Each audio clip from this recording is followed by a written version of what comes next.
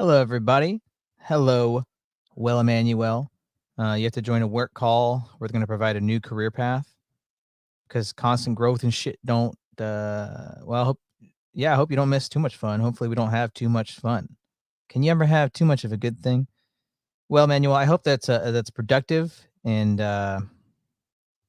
like not doesn't make you want to die. Most times, anything like that, where you have to like take a call or a meeting, it could just be an email. But then not everybody reads the emails. It's like, well, if I do, can you just make it an email instead? Like, I'll do my part if you do yours. Let's stop having these long meetings for no reason. No reason to have these long meetings. Man. Anyways, today we're going to be watching and reviewing a debate between Jonathan Pageau and Jake Newfield. I have never heard of Jake Newfield until today. It says here on his bio, I interrogate the lives and perspectives of thought leaders, which usually results in a debate. I am a tech VC and product manager by day and host of For the Sake of Argument podcast, also by day. That's what it says. I'm not quite sure what a VC is. A tech VC. Anybody know what that is off the top of their head? Dustin, you're a smart fellow. What's a VC? Is it like a VJ? Does he do like commentary over technology while it's happening live? Well, I guess we just get right into it. I don't know what to expect. I haven't a venture capitalist. I see. He's an investor. Looks like you haven't done any training in years. Perhaps you'll stop knowing what you do every day. Yeah, that I hate stuff like that. My wife and I owned a business. She had started it 6 years before we closed it down. I had jumped in the middle of it, and she'd been doing it for 6 years. And then the government said, "Hey, in the next year or two, you have to go to college and get at least an associate's degree to be able to keep doing what you are doing." And it's like, why? I've been doing this for 6 years. Can I be grandfathered in? No, you have to go to school to do what you're already doing. That don't make any sense. Well, yeah, like I said, I haven't watched this. I don't know what to expect. Don't really see Jonathan Pageau in a debate setting often.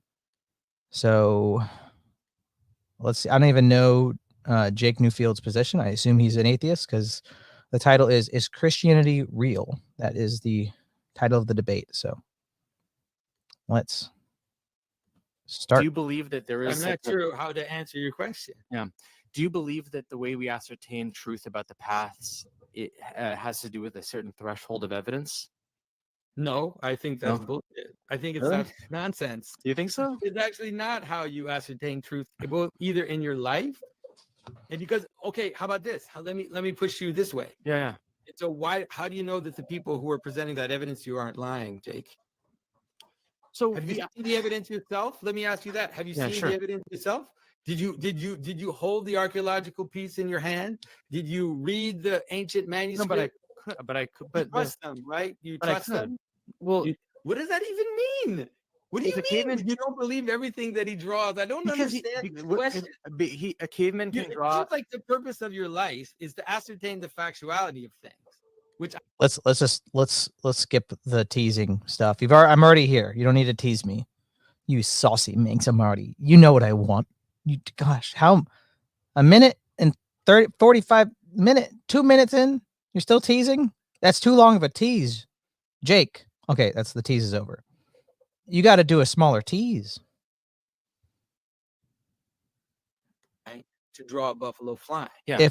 If it's 2 minutes in, if it's 2 minutes in and you're the people and you're still teasing them, then they've lost interest. I'm sorry.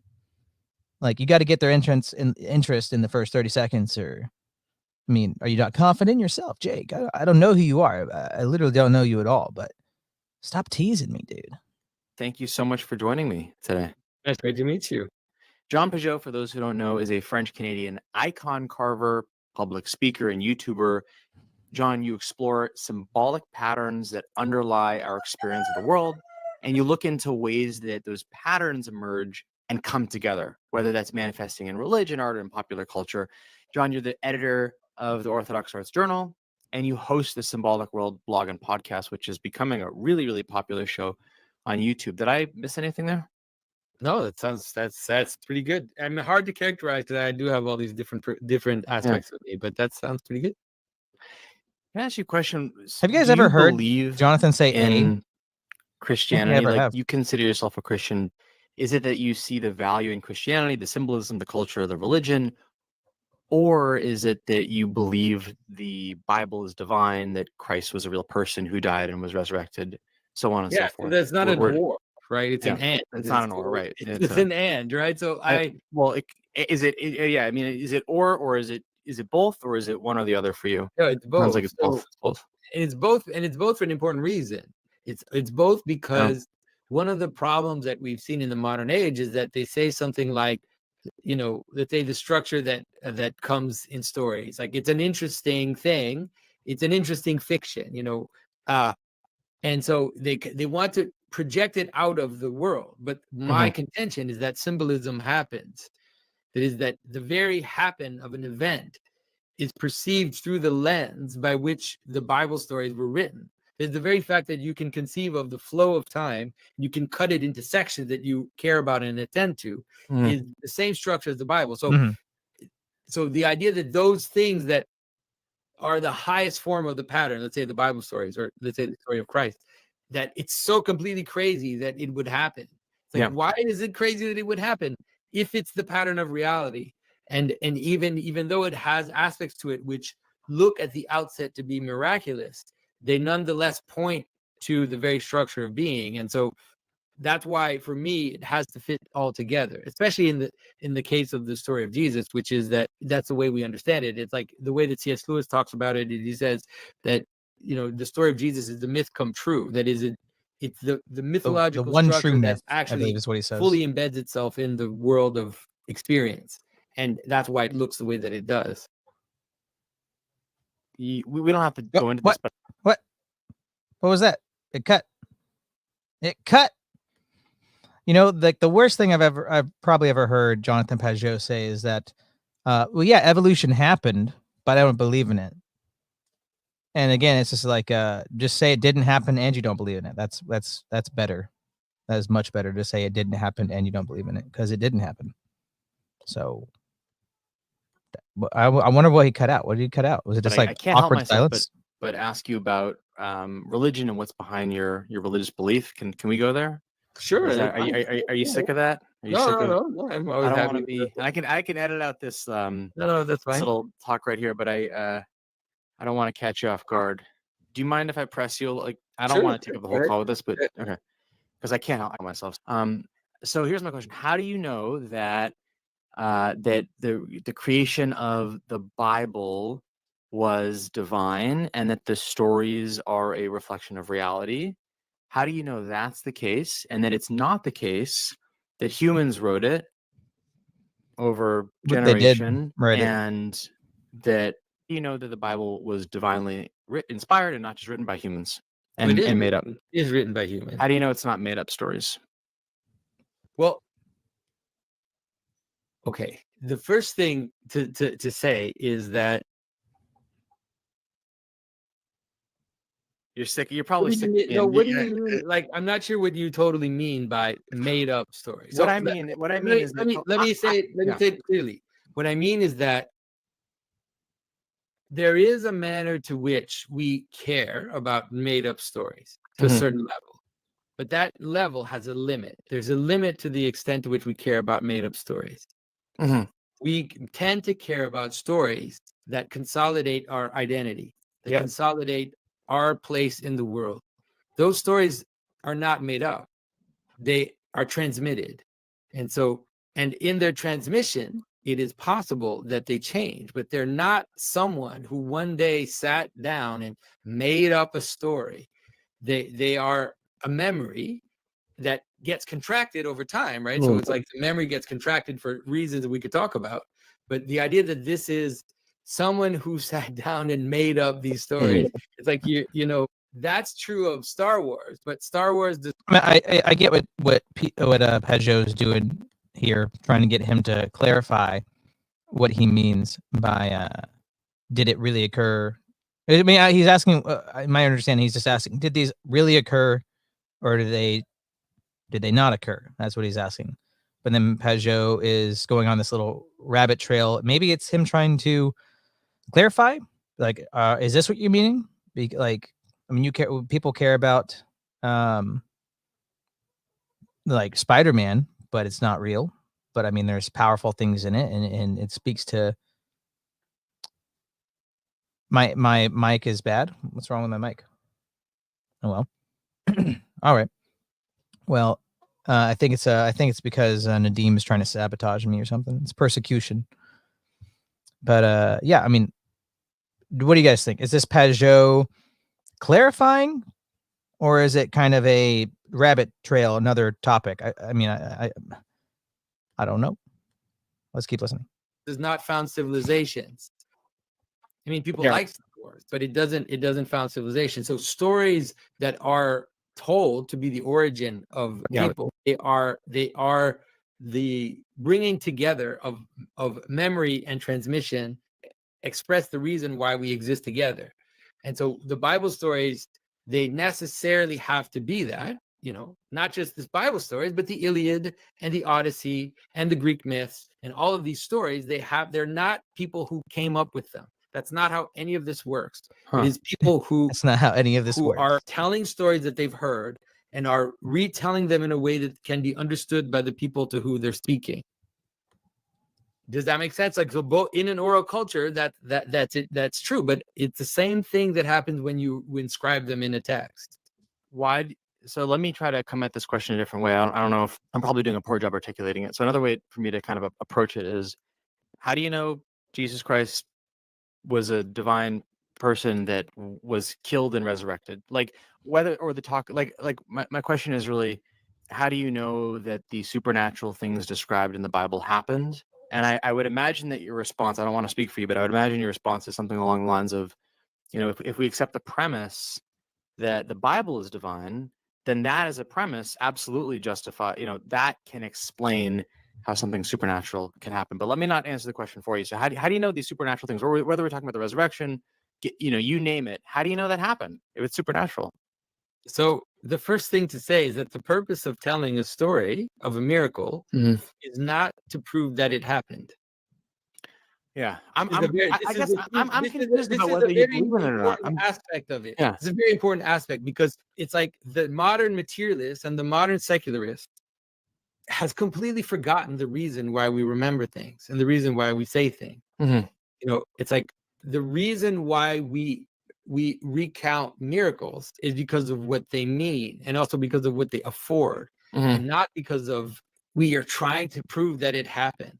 You know, so the first reason why I care about the miracles that are described in the Bible is because of what they afford, is because of what they reveal about reality and what they make possible to participate in. I have no doubt that they have incredible lessons. My question is just, do you believe in them or not? And your answer, I'm not clear on your answer. My answer is yes. My answer is I do believe it. But in terms of, but how? He's asking they how. Happen? Like, they happened, and the way they're described is the best way you could describe them for us to care about them. My question is, how do you know they happened? How do you know that anything happened before your life? Here's how you know. So I mean, there's different ways that you can go about this. Hello, Nadim. Don't give me AIDS, please. What up? What up? How you doing, sir? I mean, there's different ways you can go about this. You can, you know, talk about the veracity of the scriptures and the attestation of other ancient writers. All that kind of stuff. He can. It's easier for him to prove the historical proof, the historical attestation of the stories of Christ, not only the philosophical idea about how would you know that anything is real in the past because you didn't live it or grasp it, which is also true, but it's not. I don't think it's the best way to maybe make the other guy think more, because it's just easier to just say, yeah, it's just like there's a historical account, Right. and it's basically historic. It's a basic historical fact that the stories in the New Testament are happened.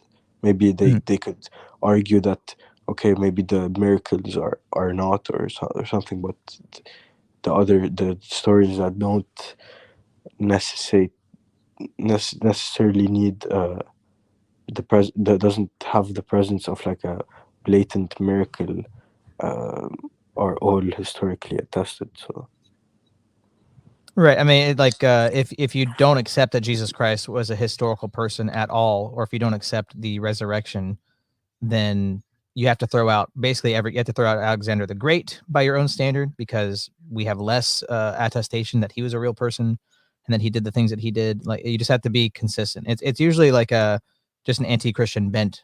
I don't even know this guy, his position. He's just asking the question. How do you feel about Pageau's response to his question? I think Pageau always finds a way to complicate stuff. He's very what's this guy called? Peterson minded a bit. Yeah.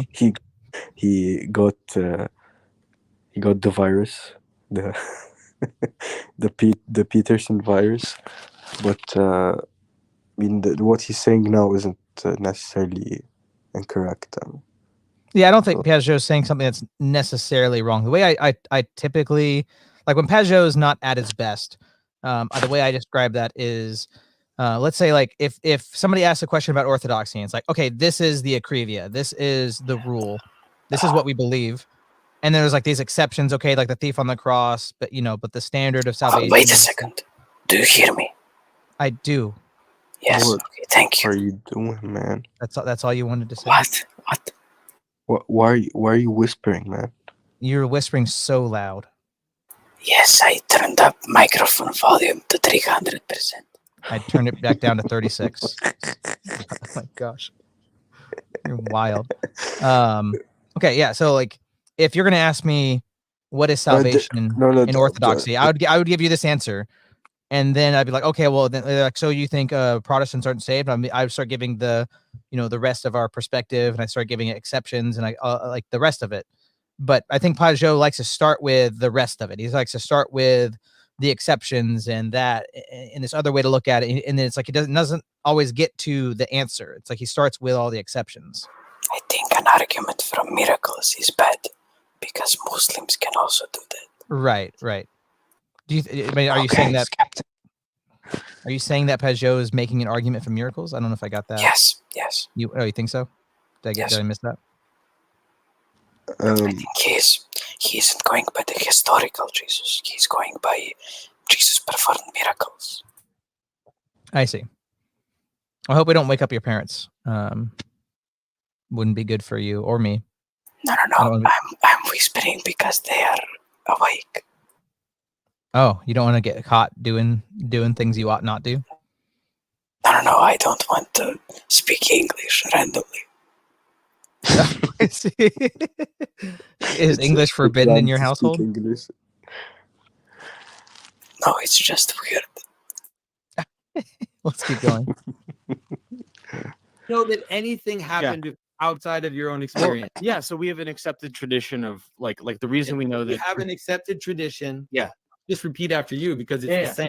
We have sure, like you trust certain authorities to consolidate reality for you, and you accept what those authorities have given you to be history, to be the experience outside of yours. All experience outside of yours is mediated by trust. No, I'll be really consistent because I've thought about this, and I think that the way that we know, let's say, for example, that George Washington was the first president, or that Christopher Columbus sailed across the ocean, or that the Mayans had this how can you know that civilization, is that we have a certain threshold for here's the evidence. Here's the classical foundational evidence. I think he doesn't accept the evidence for Jesus.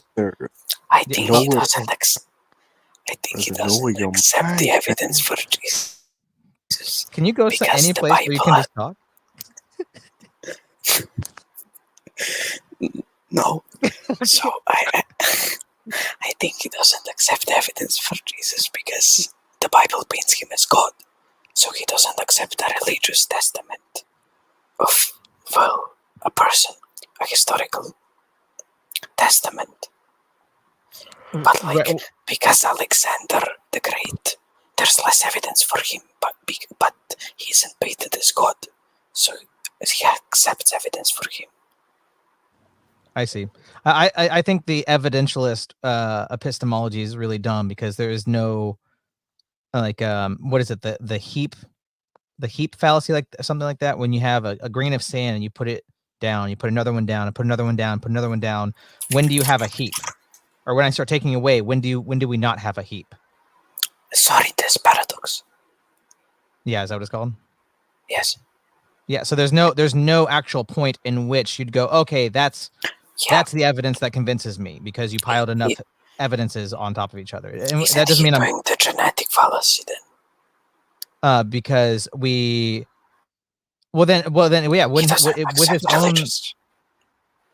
With his own argument, he was saying we can know the Mayans are this way, and then George Washington was the first president. Wouldn't we also be able to know that Jesus Christ is the Son of God and he died and resurrected because of his own argument there? Yes. I don't understand how he's using the argument to affirm these things, but then what's his argument to not affirm this other account? I don't know. Let him stop yawning. I'm not a scientist, but the scientific process dictates that if you meet a certain... You're not a scientist? All right, debate's over, guys. What do you guys want to do now?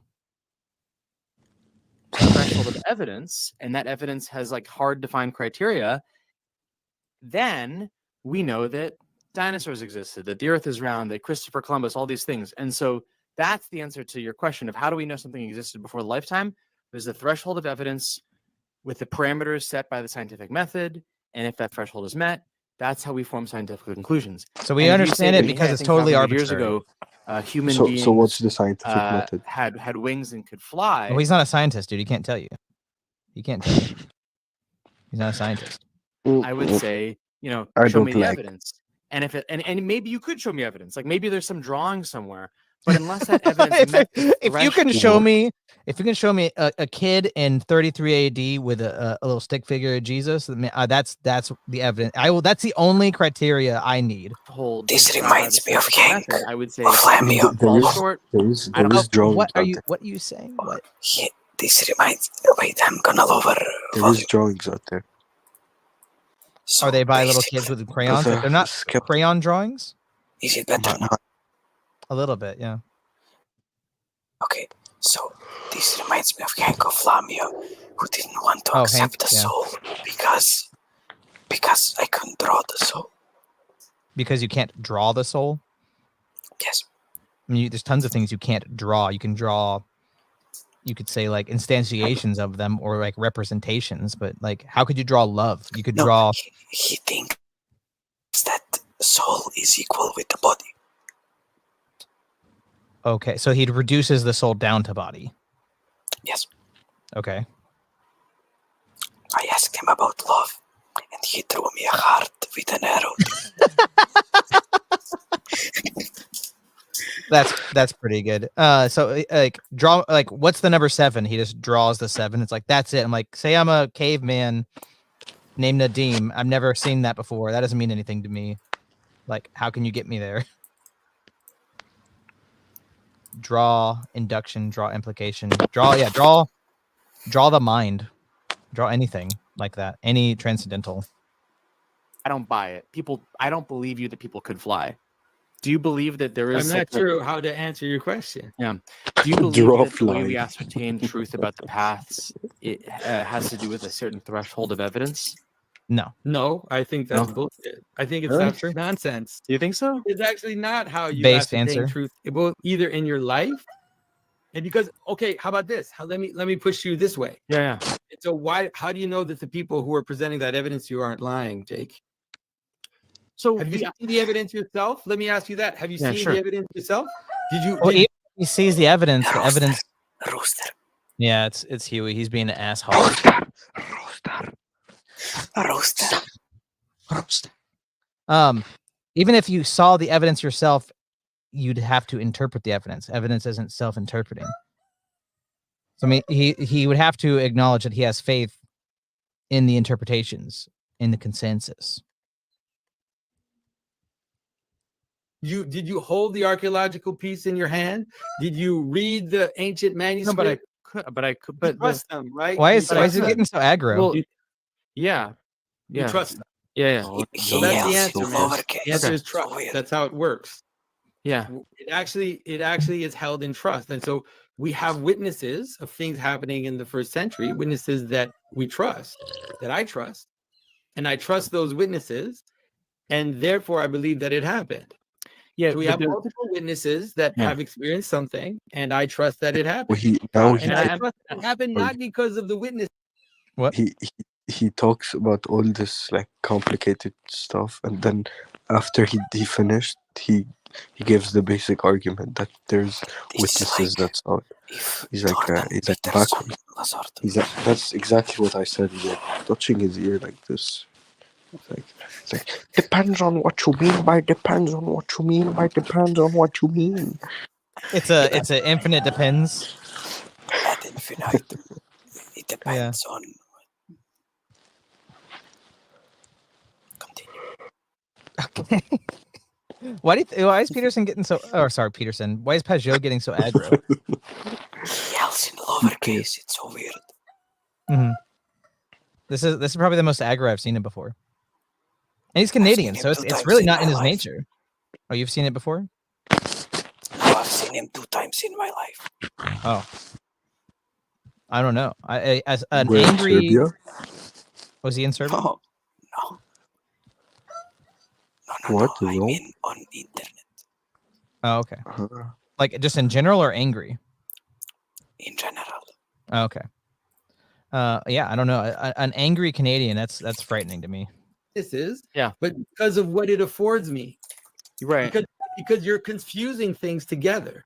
You're confusing a raw like evaluation of a fact or an event and something which is not only a fact or an event, like, you know, did you drop your pencil on the ground today? And then I could have filmed it or whatever. But we're talking about something which is civilization affording, which is world affording, which basically is at the origin of an entire world.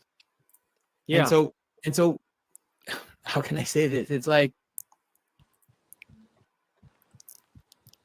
let me ask you this. So let me ask you another a question that's related to this, which is that, so for, let's say around 1,000 years, at least 1,000 years, right? Everybody in Europe believes certain things to have happened. Right. And then at some point, someone started to try to disprove that they happened. What is their motivation? To pursue truth, and you know, if they find new information that proves it wrong, that they want to pursue the truth and what's real. How could you do that about something that was witnessed by 12 people? What with the idea to disprove something, it doesn't make you someone who's seeking the truth. It makes you a dumbass. I mean, well, it can be like if I want to disprove evolution, then but you can't disprove evolution. Go out and disprove evolution without even looking at evolution first. You know what I mean? Like, you can't go out and disprove evolution without knowing fully that it's wrong. But if you just go out to disprove something that is a fact, then that's dumb. That's what he's talking about. It's not what you're talking about. I'm just saying that setting off to disprove something doesn't mean you're searching for truth. You can have, I mean, like the communists going out to destroy and disprove monarchy was not based off of truth. That was based off of malice and penis envy. Exactly. But I think there are certain penis envy. Oh, it's weird when you say it because you're whispering. But Yeah, I mean, you can be disproving something based off, seeking the truth, but it's not inherent to that. People 2,000 years ago. If you find evidence that so for example, if 12 people 2,000 years ago said, hey, we saw a person flying with angel wings, and then you're able to somehow disprove it, but it's hard to disprove that. I mean, people say a lot of crazy things, and so that's why the threshold for whether something is true is not whether 12 people said it, it's whether there's evidence of it. But that's not how you live. That's such a lie. You're alluding. Now it's almost begging the question of what is evidence. What do you accept as evidence? And it's just all this is just dancing around the epistemology topic that needs to be addressed. What I mean, that's what it has to end up being a presuppositional argument, because you're interpreting evidences. You can't just look at the evidences and ignore the fact that it's being interpreted one way. You have to address it. You're giving yourself an illusion of the way that you exist. What do you mean? How can you prove that your wife loves you? Pick it up, nubbling. I'm not. How can you prove that? Can't. Like, no, that wait, so let me. You can't prove the things that the world that you live in is not based. Your world that you live in is based on trust, Jake. Right. It is not based on facts. The facts are not accessible. Scientific reality and history, I think, is based on facts. The way my wife. Scientific reality is not the gospel story, and it's not the Bible. The Bible is not a scientific document. It doesn't try to be. Doesn't pretend to be. All the ancient stories do not pretend to be scientific documents. They're not forensic descriptions of events, and they also don't have to be, because that's not the point. The point is not to convince, it's not to forensic manner, predict a phenomena the way that science is able to analyze and predict phenomena with like levels of facts that are necessary for that to happen. But that's not the world you live in. You don't live in that world. I'm not going to win this argument, right? This is Why is it cutting like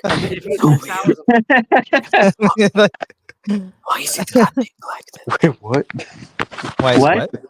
Why is it cutting like skipping time? It's not skipping for me. He's cutting. He's edited stuff. He's definitely edited things. So I don't know what we're missing. That's dumb. It's happened a couple times. I don't know if there's a fuller version. It's the only one I saw. I'm definitely not winning this argument. Yeah. I wonder what we missed. He must have said the most base thing when it cut. Yeah, this is the only version that's available. Jay would stomp on this guy even if he called Jay, for like... Jay. Well, okay, like is Pageau's problem that he's Canadian and he's just too nice? Am I too loud? Yeah, it's not that you're too loud. It's just that the way you whisper is very. I was gonna say it's the way your mic is picking it up. It makes it sound harsh and scratchily, all scratchy. Yeah, I almost feel like him talking regular would be. You would have kicked me if I had earlier. It was fine. You would have kicked me if I had the slightest mic malfunction. You know why I'm not kicking Skeptic? This is like the first time he said more than a word. So I'm trying to And it wasn't autistic. And it's yes, that's true. That is true. It wasn't. Yeah, Nadeem, are you retarded? Okay. Bye, everybody. You put your stop. There's got to be a way I can like lock people's mic volume and stop. You, bro. I can't whisper then. I can't whisper. Okay. Kick Nadeem. All right. No. I do. No. We're all so mean to him. Why you do that, man? I mean, I do it. It's funny. John, bro. How does John, this Indian Why are you racist against Indians? Have any power, bro? Have you seen India? You would be too. Faggot. Whoa. Oh, hey, Logan, have you seen read TOS? Oh my gosh. All right, Logan, have you seen the debate so far? What are your thoughts? No, I just got here like maybe 5 minutes ago. Okay, well, let's keep going so we can hear you. Logan, what'd you feel about that? Yeah, did you like that? Did you like that? Yeah, I thought it was pretty funny. Okay. Yeah. Well, I mean, he just conceded the debate, so I don't. Yeah, know. basically. Did you see how big Jake's nose is? Like that? By the way, I'm just sorry for this tangent. Let me first just respond to what you're saying. Horrifying. Because I don't mean to call into question your beliefs, or I don't mean Yes, you do. What's wrong with that? What you think is not important or real. Like let me take a step back and get on your side about a couple things. So I think there's tremendous value in religion. I think there's tremendous value in symbolism. I think it's hard to create a moral system in the world, and I think that having these stories and rituals is incredibly important. I think that there's like deep truth to these patterns and stories that repeat themselves. Is there something deeper about us? He looks like for those reasons, I think that holding like whether it's Christianity or Judaism or Islam or a religion close to your heart and living in accordance with those principles. He sounds like one with the faux empathy. Yeah, it's just like woman prattle. No offense, Jake. I don't know who you are, but like I get you're just trying to be you're trying to be nice, and He's trying to find common ground, but the problem is it's all superficial. Right. Well, I mean, it's like you said, I don't mean to call into question. I think what you're really trying to say is I'm not trying to be an a-hole. Like you're asking questions. You're the whole topic so far has been, and I don't think this was like intended to be a debate at first. I think it was just them talking, and it's just become one or something. But it does say heated debate in the title. But you're just trying to here, Pageau, come on. That's what you're doing. You are calling into question his beliefs. So just yeah, I mean, like, be upfront with it. That's kind of the whole point of conversations like the box, right? To the death. What? Skeptic, you're like the voices whispering in people's ear, trying to tempt them. Yeah, it's like I feel unsettled when you interject. It's if you could talk normally, that would be my preference. I can talk normally later. Okay, well then jump back in then. Or no. Okay, let's move on. It's so valuable. That being said, let me respond to your Did you forget whose stream this is? There's no scientific way to Y'all prove need to that my wife learn loves yourself. me. Maybe she doesn't, right? And I'm not saying that I can prove that. And you're right. Day to day, I don't make decisions like I don't go through a scientific process to see like should I wear a raincoat? Is it definitely going to rain today? Like no, we make decisions based off trust, and that's how we live our lives. Now, the reason we know that Mars is a planet next to the Earth, we don't go based on trust. We go based on a scientific process. The reason you do go based on George trust. Washington was the first president. Same thing. You trust the scientific process. Think that the stories of the Bible actually happened is for those same reasons. I don't think that we should use trust to ascertain reality in terms of history or scientific reality. I think with my wife loving me, I'm with you that I'm not going to try to prove that. But the difficulty you have is you just admitted that his wife don't love him. Into the past, then it means that the more that you recede into the past, the less forensic descriptions will look necessarily. The way that descriptions of things that happened a very long time ago that we're capable of remembering today will necessarily look different. Is that him saying of the capacity we have to care and to remember and to attend? Because Pulp Fiction will be irrelevant to people in 100 years because they won't understand any of the references. They won't know maybe they won't even know what a gun is. They won't know they won't know anything about the details of what happens in Pulp Fiction because all their references will vanish. So if you want a story to be told in a manner that people remember and care, you have to tell it in a way that looks like a myth, not like forensic history. Forensic history is irrelevant over a long period of time. I don't even disagree with Pageau when he's saying this. It's just like some of the stuff he says can sound a little. It might not. It feels like it doesn't pass the smell test, or it's dubiously worded.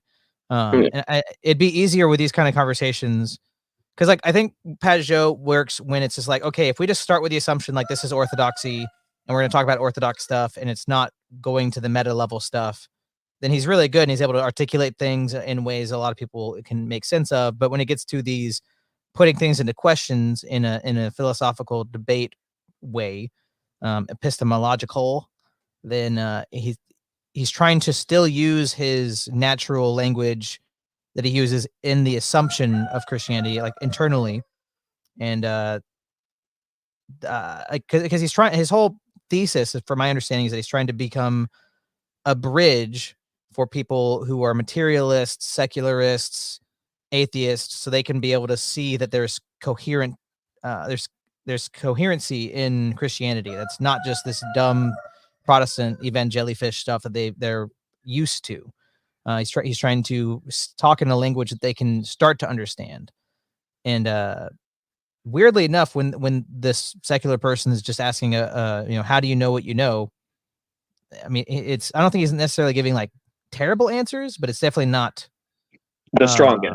It's definitely not the strongest, and it's definitely not direct. It feels like he's still trying to come. Like I said, Pageau, when he's not at his best, like if you ask what do you believe, and instead of saying this is what I believe, and then getting into the minutia of exceptions and not in this case, or there's this other thing we can talk about, or this adjacent thing. He likes to start with all the adjacents, all of the exceptions.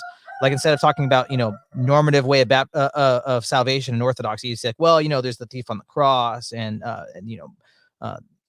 maybe some fathers talk about these different things outside of the church, and I'm not saying that. It's different levels of participation. It's like he starts with that, and that can kind of muddle what the actual answer is. Do you agree with that? Yeah, the few times that I've seen him, he kind of, I guess, meanders a bit on the answers. Like you were saying, they're just not really concise and to the point. Right.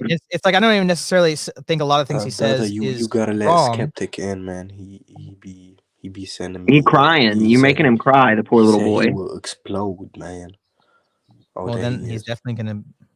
All right. Well, if he explodes, and Nadim, you're out too because you vouched for him. No, I got to go. I got to go anyways. Oh, goodbye, okay. Well, goodbye, dang. dudes. Farewell. Bye, Nadim. Bye. Hugs and kisses. Hugs and kisses. Oh! Stop it! Okay, goodbye. Okay, goodbye. Are you coming back? Oh fuck! Oh, he's gone. Oh, skeptic! Hey! I'm gonna wash your mouth out with soap, man. I'm gonna wash your mouth out with soap. What we have to do is you're basically going to have to discount all things that are told for a certain period of time. And you're going to have to completely discount it because none of them are told in a way that is good enough for modern forensic analysis to ascertain its factuality. Well, right. So if we found like for example, caveman drawings that showed a picture of people hunting a buffalo, we could say, wow, these people drew a picture of it. I don't know for sure that they hunted a buffalo, but like, why not? They had to eat. There were buffalo here. We see buffalo bones in North so you can make the assumption Maybe then. Maybe they made it up. Yeah. So they might have made up. They might have made it up. I give it 50-50. I'd say 50% chance they hunted the buffalo. No, I'm dead serious. That Pageau's response is good here. He's not consistent. They actually hunted elk, but they wanted to hunt buffalo and they drew a picture of it because it made them seem big and strong. So we have these 4 gospel accounts with Jesus Christ being the Son of God, the only begotten from all of eternity. He died and resurrected. So I give it like a 50% chance. I mean, like, be consistent. At least well, say like, be really, total relativistic. What's more likely? Right. I mean, like. I feel like you got to do this. I don't know what this is. I'm the scales balance. Oh, am I going this way or that way? I don't know. Yeah, I was thinking about this earlier today. Like, a lot of atheists operate on this weird thing of like Occam's razor is the highest axiom you can hold, and it's like, no, it's kind of just a way to temper your assumptions and expectations, not to try and root out truth by going, oh, well, this is simpler, so I just believe this. Right. Well, it's also like, couldn't you just use Occam's razor against them? Like, okay, Occam's razor, isn't it much more simple that creation has a creator? Yeah. Like, but if we went to the simplest, then the Bible would have contradictions. Except that Christian mythology is correct. It's the true mythology, as Christian mythology is correct.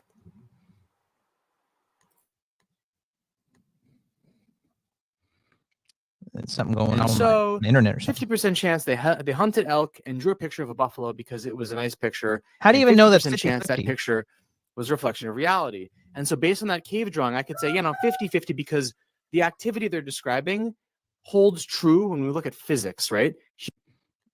I like you, Anson. The difference between Christianity and other religions is the superiority of the ethic. Well, I'm Anson. I like that you like our fruits, but you gotta get to like the tree too. I mean, the tree is what You gets got to water the that tree fruit, to man. reap the fruit. Yeah, man.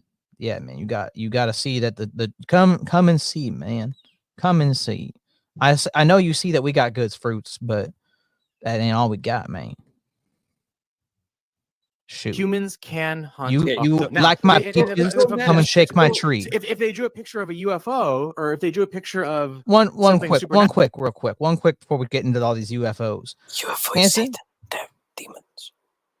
Yeah, All right, you sound like a demon, whispering weirdo. he do be. Anson, you come on here saying I don't make jokes, I'm not funny, and you come up on here and I start making jokes, and I'm like, okay, now you got to make a joke, and you're like, no, I have political aspirations, I can't do that, and you hop off. You're ruining my political aspirations, man. Yeah, Like- come on. Come on, man. Come on. I mean, if Joe Biden can be the president of the United States and like openly, Slave know. children. natural, I'd say, hold on a minute. Unlike the buffalo, which we know existed in North America. Well, around I'm this glad you time, brought up Joe don't Biden, because have- I was you know, going to we don't have ask, him is the ever- reason why we can't see that you're a black man because you didn't vote for him? Well, I have another chance. Oh, does he You know. does he forgive and forget? Will he give you your blackness back? So wait a second. Are you saying, like it's 50% chance right now that I'm black, but if you have more evidence, such as me voting for Joe Biden, then you'll be convinced? No. Is that a certain I'm- threshold? I'm asking you about Okay. your experience and whether or not you stopped being physically black because you didn't vote for Joe Biden. When you say physically black, and Anson, you don't want to see me make jokes like a woman. That wouldn't be very sightly. Jokes about a woman, something, my vajayjay stinky. Yeah, my laptop says it's That's about to Amy die. What the heck? Schumer. Oh, I plugged in the wrong thing. Is that not indicative of most female comedians, though? Yeah, I would have to say a lot of no words if I was going to make jokes like a woman. Have you seen a woman make jokes? Amy Schumer. That's all I'm saying. evidence that angels or demons existed in the same way we know the buffalo existed. So whatever percentage chance I think that the buffalo drawing happened, I'm gonna give it 50%. The drawing of the angel or demon has got to be less than that. It has to be less than the buffalo. How? drawing, What? right? For example, How do you know that? Has to be. So let's Has take to angels be. and demons, for example, or gods, like intermediary beings. Sure. So the fact that Totally every single arbitrary. culture, Mhm. the entire world, Yeah. for the entire history that we know of, Mhm. has stories of these. Okay. I'll, when I'm going about my day, Anson, just for you, whenever God puts it on my heart to think about you, Anson, I'll do a little prayer and I'll try to come up with a joke about my black vagina. I know that'll tickle These you. beings. Tickle That you. is not sufficient for you to think that there's at least something to consider here. I think I think that it's fascinating. Every human deep inside them believes has a longing for the infinite. It's a deeply human thing that we Really, you believe don't in a say. higher power. That's innate. That's totally, people need to believe in a life after death. So I Does think he it's live in fundamental to tunnels? human psychology. Absolutely. Well, how do you know? Is it fundamental and we need that? Or is it like a 50-50, like it could be evolution just, accidentally gave us that and it's all. Does he It's live in like I'm tunnels just beneath New York? saying and making up shit to go along with my narrative. Yeah, I don't know. I just don't understand where you can get this like this epistemology that's just like through the lens of probability, like he's just a gambler. Oh yeah, I mean, this is certain. And I only go off of the scientific method. I don't trust anything except for the scientific method. And cave drawings, people fighting buffalo. Yeah, like 50% chance. I mean, maybe they just thought about it and they dreamed it and they like wrote about it. They made little pictures. They didn't really do it. They couldn't get up the courage. But I mean, probably 50%. But angels, demons, that's got to be less than a buffalo. Gotta be. Yeah, gotta be. His whole argument was it's gotta be. Yeah, but then immediately backtracks it with, weirdly enough, every human yearns for these sorts of supernatural occurrences and towards the infinite and stuff. And it's like, oh, really? You don't say. He's just abusing Right. Occam's razor. I mean, when are they not? I would hate. I hope he's not an emo. Was he an emo kid growing up? Did he abuse Occam's razor? You think? I hope I don't not. think it was Occam's razor, but maybe. He's And your so mama's it's razor. reflective of a Oh. truth. About human psychology. Yeah, definitely. Human psychology is not isolated from the world. It's not this thing that exists in a vacuum. Modern It's day thing that psychology exists is in dumb. a microcosm, But and it yeah. has to reflect that microcosm. Like you can't. Human psychology is not something that just happened.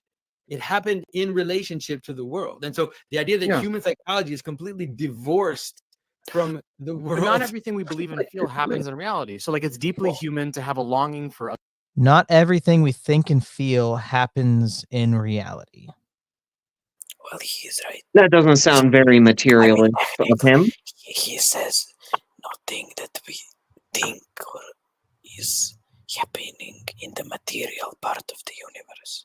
It's happening in the incorporeal part of the See, I was reading that. I mean, it looks like he's going to expound upon that, but that my immediate thought was, he's talking about like we could like I could feel like my wife is cheating on me when she's really not, and that's not based in reality. It's just a feeling I have. But I think the least charitable thing would be like, oh, so those you don't even have those feelings that you have. Like, what are you talking about, dude? Like, you don't have thoughts that you have. That doesn't make any sense. Yeah, I guess he's trying to point towards like mythologies and stuff and be like, made up stuff. We'll see. Let's other see. people and to believe in angels and demons and God and heaven. I think that's like deeply human intrinsic, but that doesn't mean that necessarily heaven exists as evidenced by the fact that we think it does. Well, the problem, it's like the problem is again, if you think that heaven or angels exist at the level of animals, then you won't find any proof of them. It's true, right? Because you can't find proof. So it's like if I would say, I can't prove to you that truth exists. It's like, where's truth, buddy? Like, show me where truth is. Like, Truth is an abstract concept. No, but if you're talking about historical, I mean, Pageau's starting to get onto the actual problem here. That's his assumptions of empiricism and what. I have a question. Okay. So when Ezekiel sees the throne of God, does that mean God isn't incorporeal? When Ezekiel sees the throne of God, does that mean that God's throne is incorporeal? No. The opposite. Does that mean that God takes up space within the? Since I read Saint Gregory the Theologian today, he says God cannot take any space within the universe. Otherwise, he would be Yeah, that would. It would have to be what, an energetic manifestation for the benefit of Ezekiel, or some noetic thing. I mean, like when Paul says, I was taken up into the seventh heaven, whether in body or in spirit or what, I can't even say. So I mean, it would just be something that we wouldn't have access to, and that even Ezekiel likely wouldn't have been able to answer that question, I imagine. But I haven't read Saint Gregory very much to hear his perspective. But you're saying that God the Father couldn't take up any physical space within. He makes the argument that if God took any space, any imaginable space, he would not be incorporeal and he would be limited by that. I see.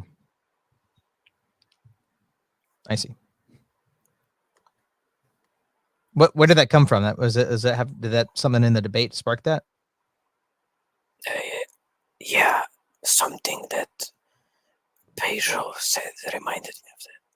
Oh, like the looking at them as if they're like animals, trying to look for physical evidence of them. Yeah, trying to find heaven within the animal realm. Yeah, I mean, Pageau is finally really attacking the underlying assumption of materialism and empiricism that is keeping this guy from actually being able to. I mean, he's asking questions, but no matter what, he's going to be able to he's going to have to filter all the answers through those lenses that he has. So you have to attack the lens. Yeah, I mean, to be fair, he might just be being careful because half the time you start asking these sorts of questions and picking at that empiricism, and it's, are you presupping? I can't believe you're trying to presupp me. Right. Ugh, you're wrong because you use that type of argument. Talking about physical, but so angels are not physical things, and gods are not physical things. So maybe we have a misunderstanding. Maybe we're not so far apart as I think, because So here's where I agree with you, right? Like love, you can't prove love. Like it's in your heart, right? I believe that. Okay. I would never try to prove love. I would never try It's to in your prove heart. truth as having an objective. I don't know. Vervaeke and I talked about this I don't. yesterday. I mean, some kind of He's secular using words he modernist. can't. Is he a physicalist? Or I empiricist? think don't know. so. I mean, it sounded like he was saying that he trusts science implicitly, and that I mean he's kind of a modernist scientism dude. This is the first I've seen of Jake, so I can't tell you. Yeah, More than from the what way he was was there. talking, he's definitely operating from like a physicalist, empiricist point of view. He Right. just might not fully subscribe to that school But of he thought. just appealed to love, which is a metaphysical thing. Yeah, that'd be outside of the purview of his starting positions, as far as we can tell. So he's saying that he accepts on trust something that he experiences that cannot be accounted for through the scientific method, through empiricism, through materialism. But then he is not willing to accept other things like that. And I think Pageau is starting to attack that. So With Zen Neoplatonism, the difference between like objective and subjective. Subjective things also have truth. The way you feel is a true thing, even though you can't point to it. You know, the space inside your head is a true thing. But the distinction I'm drawing is that if you're referring to physical things, like love and truth and space inside your head are not physical things. Consciousness is not a physical thing. Heaven and hell, angels and demon seem to me to be physical things. Like Jesus Christ was a physical. Not physical things. Jesus Christ is in And his no resurrection. Christian or that's like a no physical Christian thing, or but- probably Jew or probably Muslim believe that angels are So- physical things. Oh, yes, skeptic. So, this is what St. Gregory says. Wait, let me find it. You should have found it first, dude. Okay. And thus we see that God is not a body, for no inspired teacher has yet asserted or admitted such a notion, nor has the sentence of our own court allowed it. Nothing that remains but to conceive of him as incorporeal. He Right, I doesn't mean, take up space. right, and God is uncircumscribed. You can't Yes. put boundaries and limits upon him. Yeah. Yeah, and yeah, Christians don't believe that angels and demons have the same material bodies that we have. They have some kind of incorporeal body that we can perceive noetically, but it's not the same as I'd perceive the chickens over there. Yeah. I mean, look how high he looks right now. I mean, look at that. I'm not trying to be rude or nothing, but like, dude, can I have what you're He having? looks suited. Yeah. I'm sorry. I'm not trying to be mean. Oh my gosh, what happened here? No, go back. I'm not trying to be mean, bro, but you look like you just Oh. smoked a hell of a lot of reefer. Anybody tell me where I was? Where were we? Holy moly! Just look where he looks, guy. We were at least 5 minutes in. That Yeah. is a factual. Wait, let me see. Oh my You gosh, were I did a goof. not I did a at the goof. middle. You were before the middle. I apologize. I Of clicked the the button. capacity we have to care and to remember and to attend. Because if you Pulp Fiction will Nope. I Yeah, apologize. He Very mentioned then we know the professional. buffalo existed. So whatever percentage chance I think that the buffalo drawing happened, I'm gonna give it. Oh no, not the 50%. No, not back to the buffalo drawing nonsense. 50%! We have to tax the buffalo out of It's a physical thing that I'm existence! saying. I'm 50-50 on the existence of a buffalo. I've never seen one, but it's I've different never worlds, seen like completely buffalo. different world. Oh. It's very simple. If someone draws a buffalo flying, Yeah. Okay, wait. I didn't hear about a flying buffalo. So let's go back a minute or two and get the context of the flying buffalo. History, then we're allowed to say things like, "Is this true or not?" And then you were saying, "Well, yeah, we haven't gotten to B-dubs yet. Okay, it we should be we're physical." gonna, The talking serpent is so physical. miracle okay, we gotta be like right here.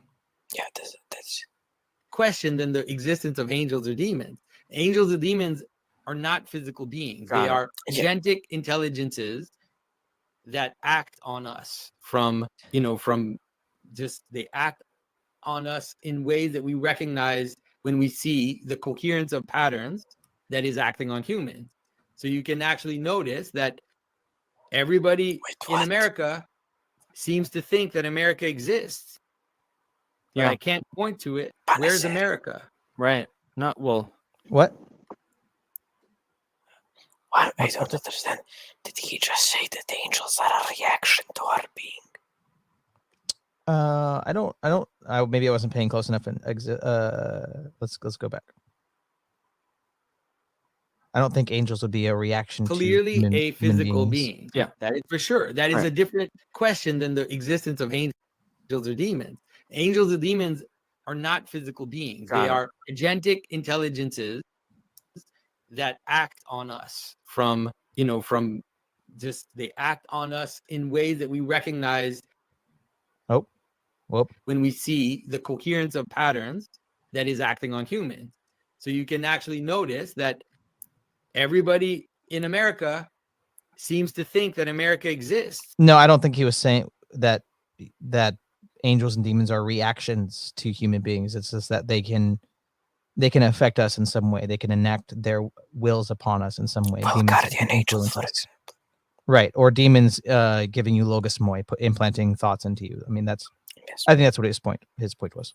And then he's saying something like, okay, the United States of America is a thing, but can you point to it? Like, is this rock over here? Is that tree that's within America? Is that America? How do you point to this thing? Yes. Yeah, I can't point to it. Where's America? Right. There is a border.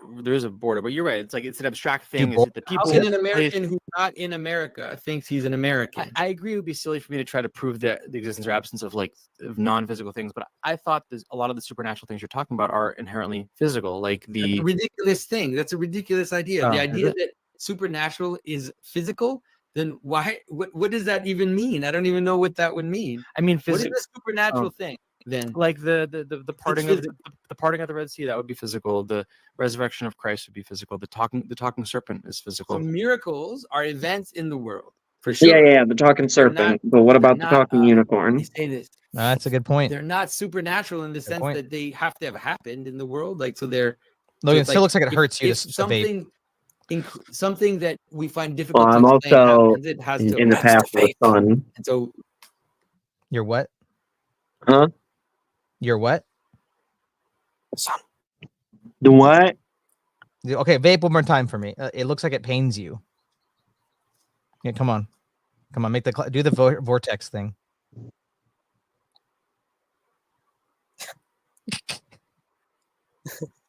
All right, now what? I apologize for derailing it. Let's go. Let's keep going.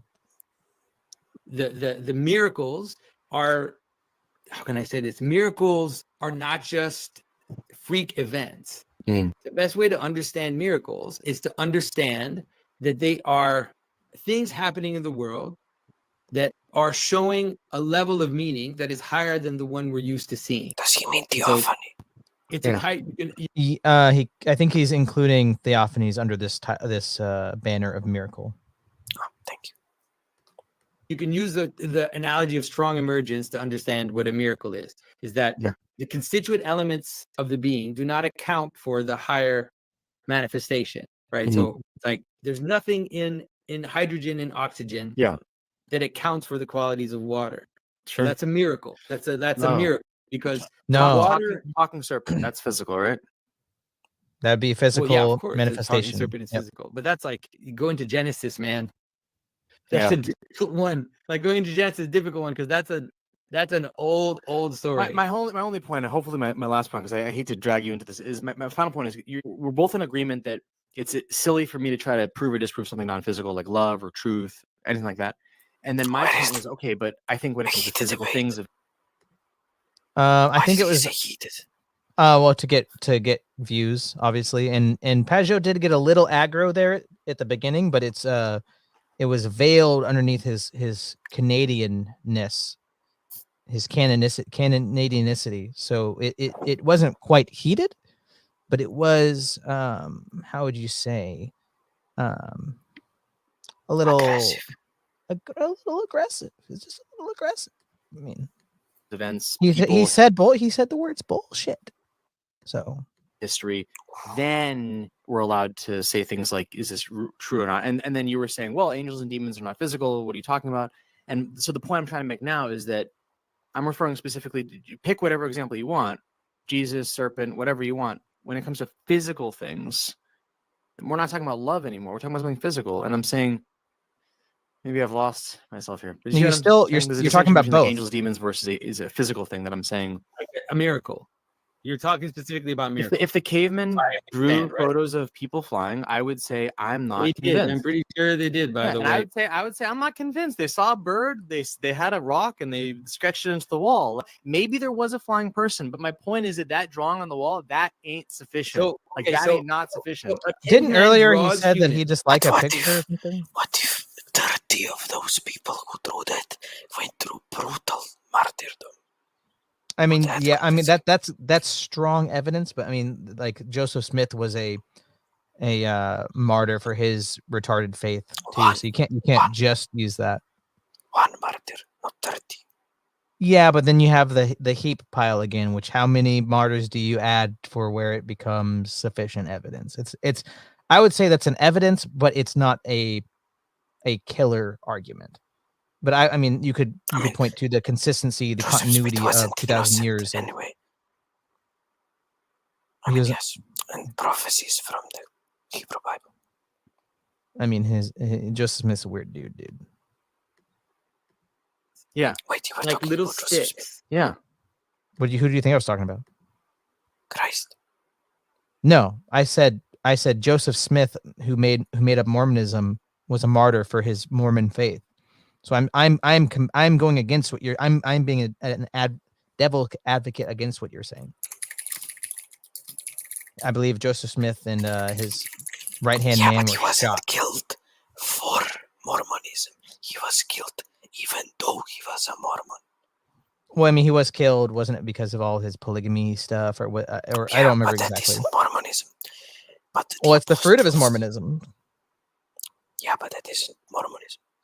I'm just saying that pointing out that all of the disciples, except for John the theologian, were martyred isn't going to convince an atheist, a skeptic, because they're going to say, well, other people have believed something that's not true, and they were willing to die for it. I mean, I think it can be a strong evidence towards, but it's not conclusive evidence for somebody who is in this materialistic viewpoint. All right, I get you. That's what I'm saying. And then he draws a human. He draws a being flying in the air. Would you You believe think it's anything a he drew? forensic description of? You think it's a forensic description of a physical event, even though he draws humans like little sticks. Because But I'm you're not a saying, little stick, by Do the you way. believe It's everything 50-50 a caveman's for the gonna stick draw? drawing. You don't believe everything he's gonna draw, right? What does that even mean? What do If you a mean? caveman- You don't believe everything that he draws? I don't understand the question. A caveman can It draw. seems like the purpose of your life is to ascertain the factuality of things, which I guarantee you that is not the purpose Oh. of your life. Like I guarantee you that the purpose of your life is not to ascertain the factuality of everything you encounter. No, okay. If you and I keep saying this is the final point because here's what I'm trying to say. You and I, John, I don't have to ask this question. I know that neither of us believe that everything a caveman drew necessarily happened in the physical reality, and you and I both believe that there is still importance to what he drew. Like there is still a fun truth to it. If he drew a buffalo flying, that says something true about what he was thinking and feeling and experiencing in the world. So there's truth to that, but it doesn't mean that there actually was a buffalo that did fly. And I think that I mean, from his own perspective in epistemology but so why far doesn't we've he heard, say- You go first. wouldn't it mean that it's 50% there's a 50% chance that there used to be buffaloes that could fly, that they must have gone extinct? I mean, we have archaeological evidence of it. We have a stick drawing. I give that 50% chance. I mean, why would he say that just because we don't have flying buffalo Well, now? I mean, we there's don't have Native cavemen now, American so art. There's Native American art of them riding Triceratops. But what I wanted to say, wait, I forgot. okay. distinction is important. Just rhetorically, I think it's important. Why is it so funny? I just think that it's like, I think, how can I say this? And so, okay. So I think you and I live in two different worlds, like completely different worlds. It's New very World simple. and Old I World. remember You could If say. someone draws a buffalo The fly, real world and the fake and gay You empirical should Yeah. world. apply that same standard to Alexander the Great. Oh, a few people wrote of this one guy who went around conquering. Right. I mean, most people don't go around conquering. So do you really think it's possible? It's even plausible that one guy went around conquering? I mean, that's Yeah, like I a mean, I'll buffalo give it a flying. 50-50. I mean, yeah, it's got to be lower than that. I mean, it's got to be. and he was Gotta be. Veggie Tales. my first question is why. That's my question. Is I'd like to ascertain why he did that, what it means, why he cared enough about a buffalo flying to draw a buffalo flying. Yeah. So what's important is the meaning. Yes. I cannot ascertain what happened 10,000 years ago. Right. I have no way of doing that. Right. And so why would I try to ascertain? I What I'm interested in is what it means. got it. So, And that's maybe what's I most maybe I important. misunderstood your whole point. I agree with you that it's important and that there's meaning behind him drawing a buffalo that's flying. Let me Can be you really can clear. you use the scientific method to verify that meaning exists? I agree with Okay, you. so here's that the it says thing. something about You Yeah. see, the cavemen just went to B-dubs. Okay. Yeah. Oh, that was it. They were- Yeah, they went to Buffalo Wild Wings, and they liked the flying buffalo, so they drew it on the cave.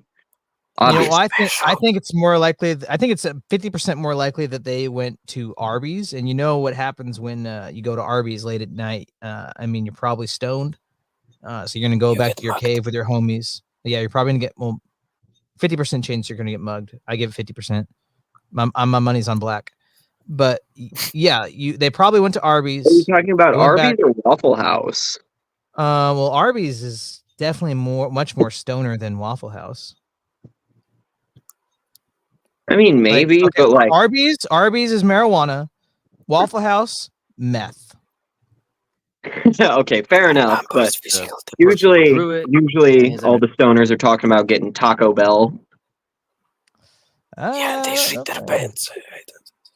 Oh, yeah, Well, that too, but let's move on. Let's move on. I give this a 50% chance of moving understanding on. of his But circumstance, what do the you world. think it would mean did to you draw know a if you buffalo move fly? on, you're more I think likely it to could have say a moved lot. on?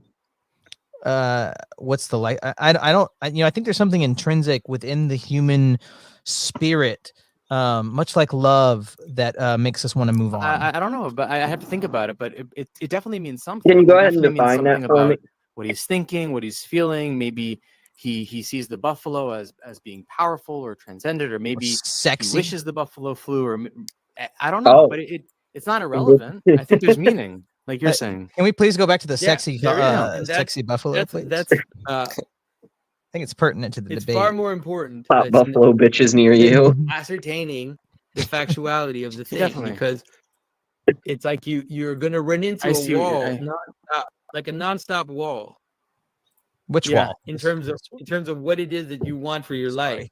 You know, it's like Yeah. You know, the No, wall we have when to- we women have to hit value about things 30-ish. based on. Oh, So- okay. and by the way, this might be a whole rhetorical argument. I agree that what people believe and draw and write is important. I think there's a lot of importance to the Bible. That doesn't make it Maybe so this just because you distinction believe is it. not essential, but me saying, "Oh, I don't believe the stories actually happened," maybe doesn't prevent me from appreciating and learning from the stories and deriving significant value in it. He goes between these two modes of the empathetic. I don't disagree. I really think that there is meaning in things within us that I wouldn't disparage. I'm not trying to put your beliefs into question, and we shouldn't believe that just because you say it is. And what about flying buffalo? He's bipolar. Lots of people who practice Judaism, for example, don't take the stories That's a literally, heresy. That's a but they heresy. still gain tremendous value from the tradition, the culture, the history. Judaism is fake and gay. And that's kind of the camp I see myself in personally. It's Is a like, heresy. and maybe you and I are not Flying so far buffaloes apart, are where I heresy. don't disagree that there's a fundamental truth to depictions of these things.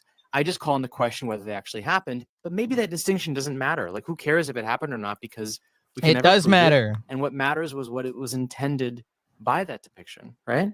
As Saint Paul says, if the account of Christianity didn't happen in physical reality, is not historical, then we are fools. Once more, We oppose to this assault our wanted armor of truth, and we show that we abhor this form of heresy just as much as Judaism. I feel like I'm being told secrets.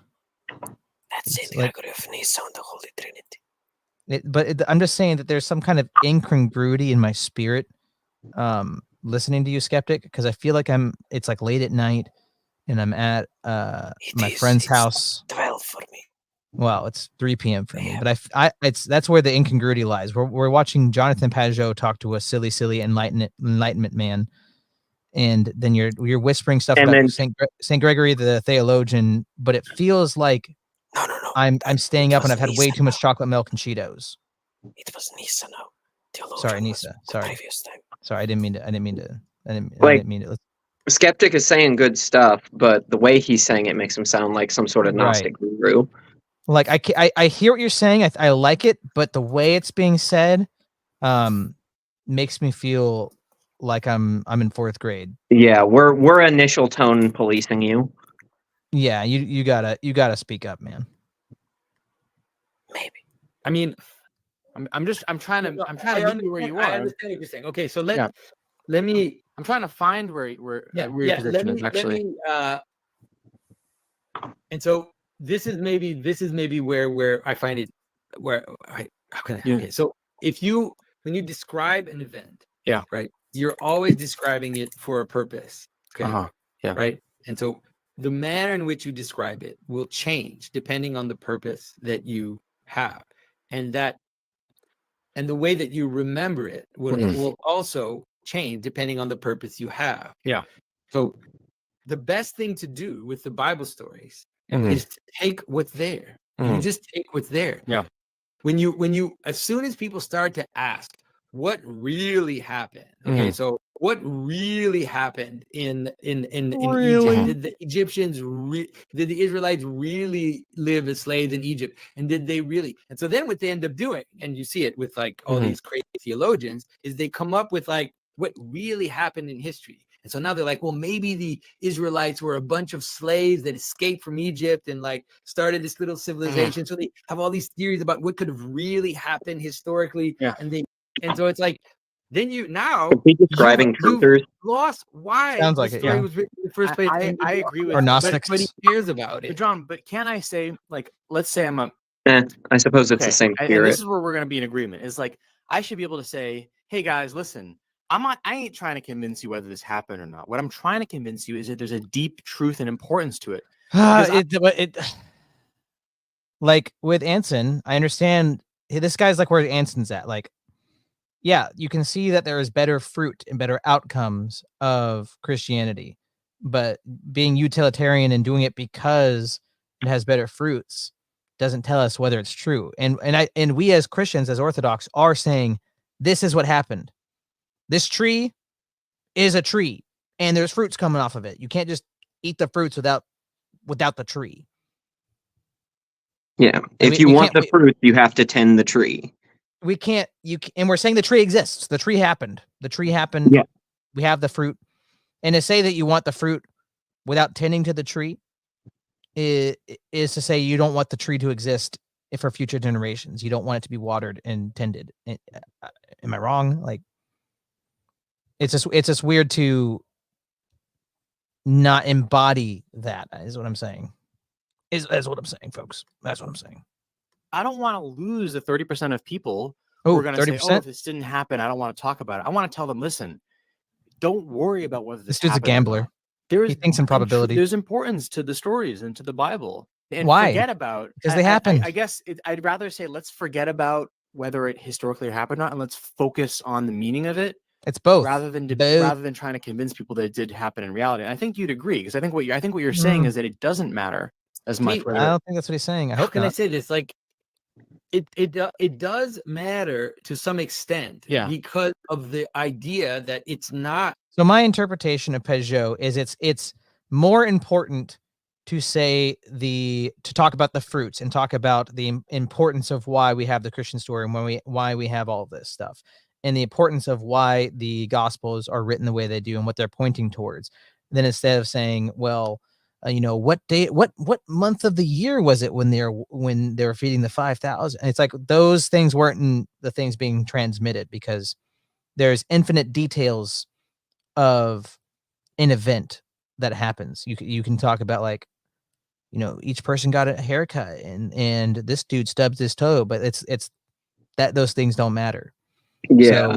So I don't think Pageau is saying it's, because you could say that something happened. I stubbed my toe earlier, but if there's no meaning, no telos, no other greater thing to it, then it's irrelevant. And there's infinite level of occurrences that are meaningless, minutia, mundane. So just saying that, you could, like, because you could say a skeptic, that one of the best routes for an atheist of a skeptic to take is to say, okay, I see that there's tons and tons of evidence for Christianity in that the resurrection of Christ happened. Like, it's really, really hard to argue against that from a historical perspective. Okay, that happened. Okay, freak things happens all the time. That doesn't mean that your claim of Christianity is true. That's probably their best route forward, is to just admit it and then to say, I still don't believe.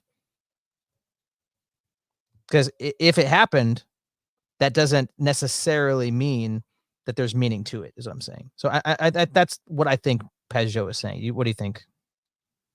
I mean, I suppose. I don't know. I the few times that I've seen him, I think his argumentation kind of sounds a little bit like Jordan Peterson to me sometimes. I mean, they're friends. Yeah, not to insult either. Well, not to insult Mr. Pageau,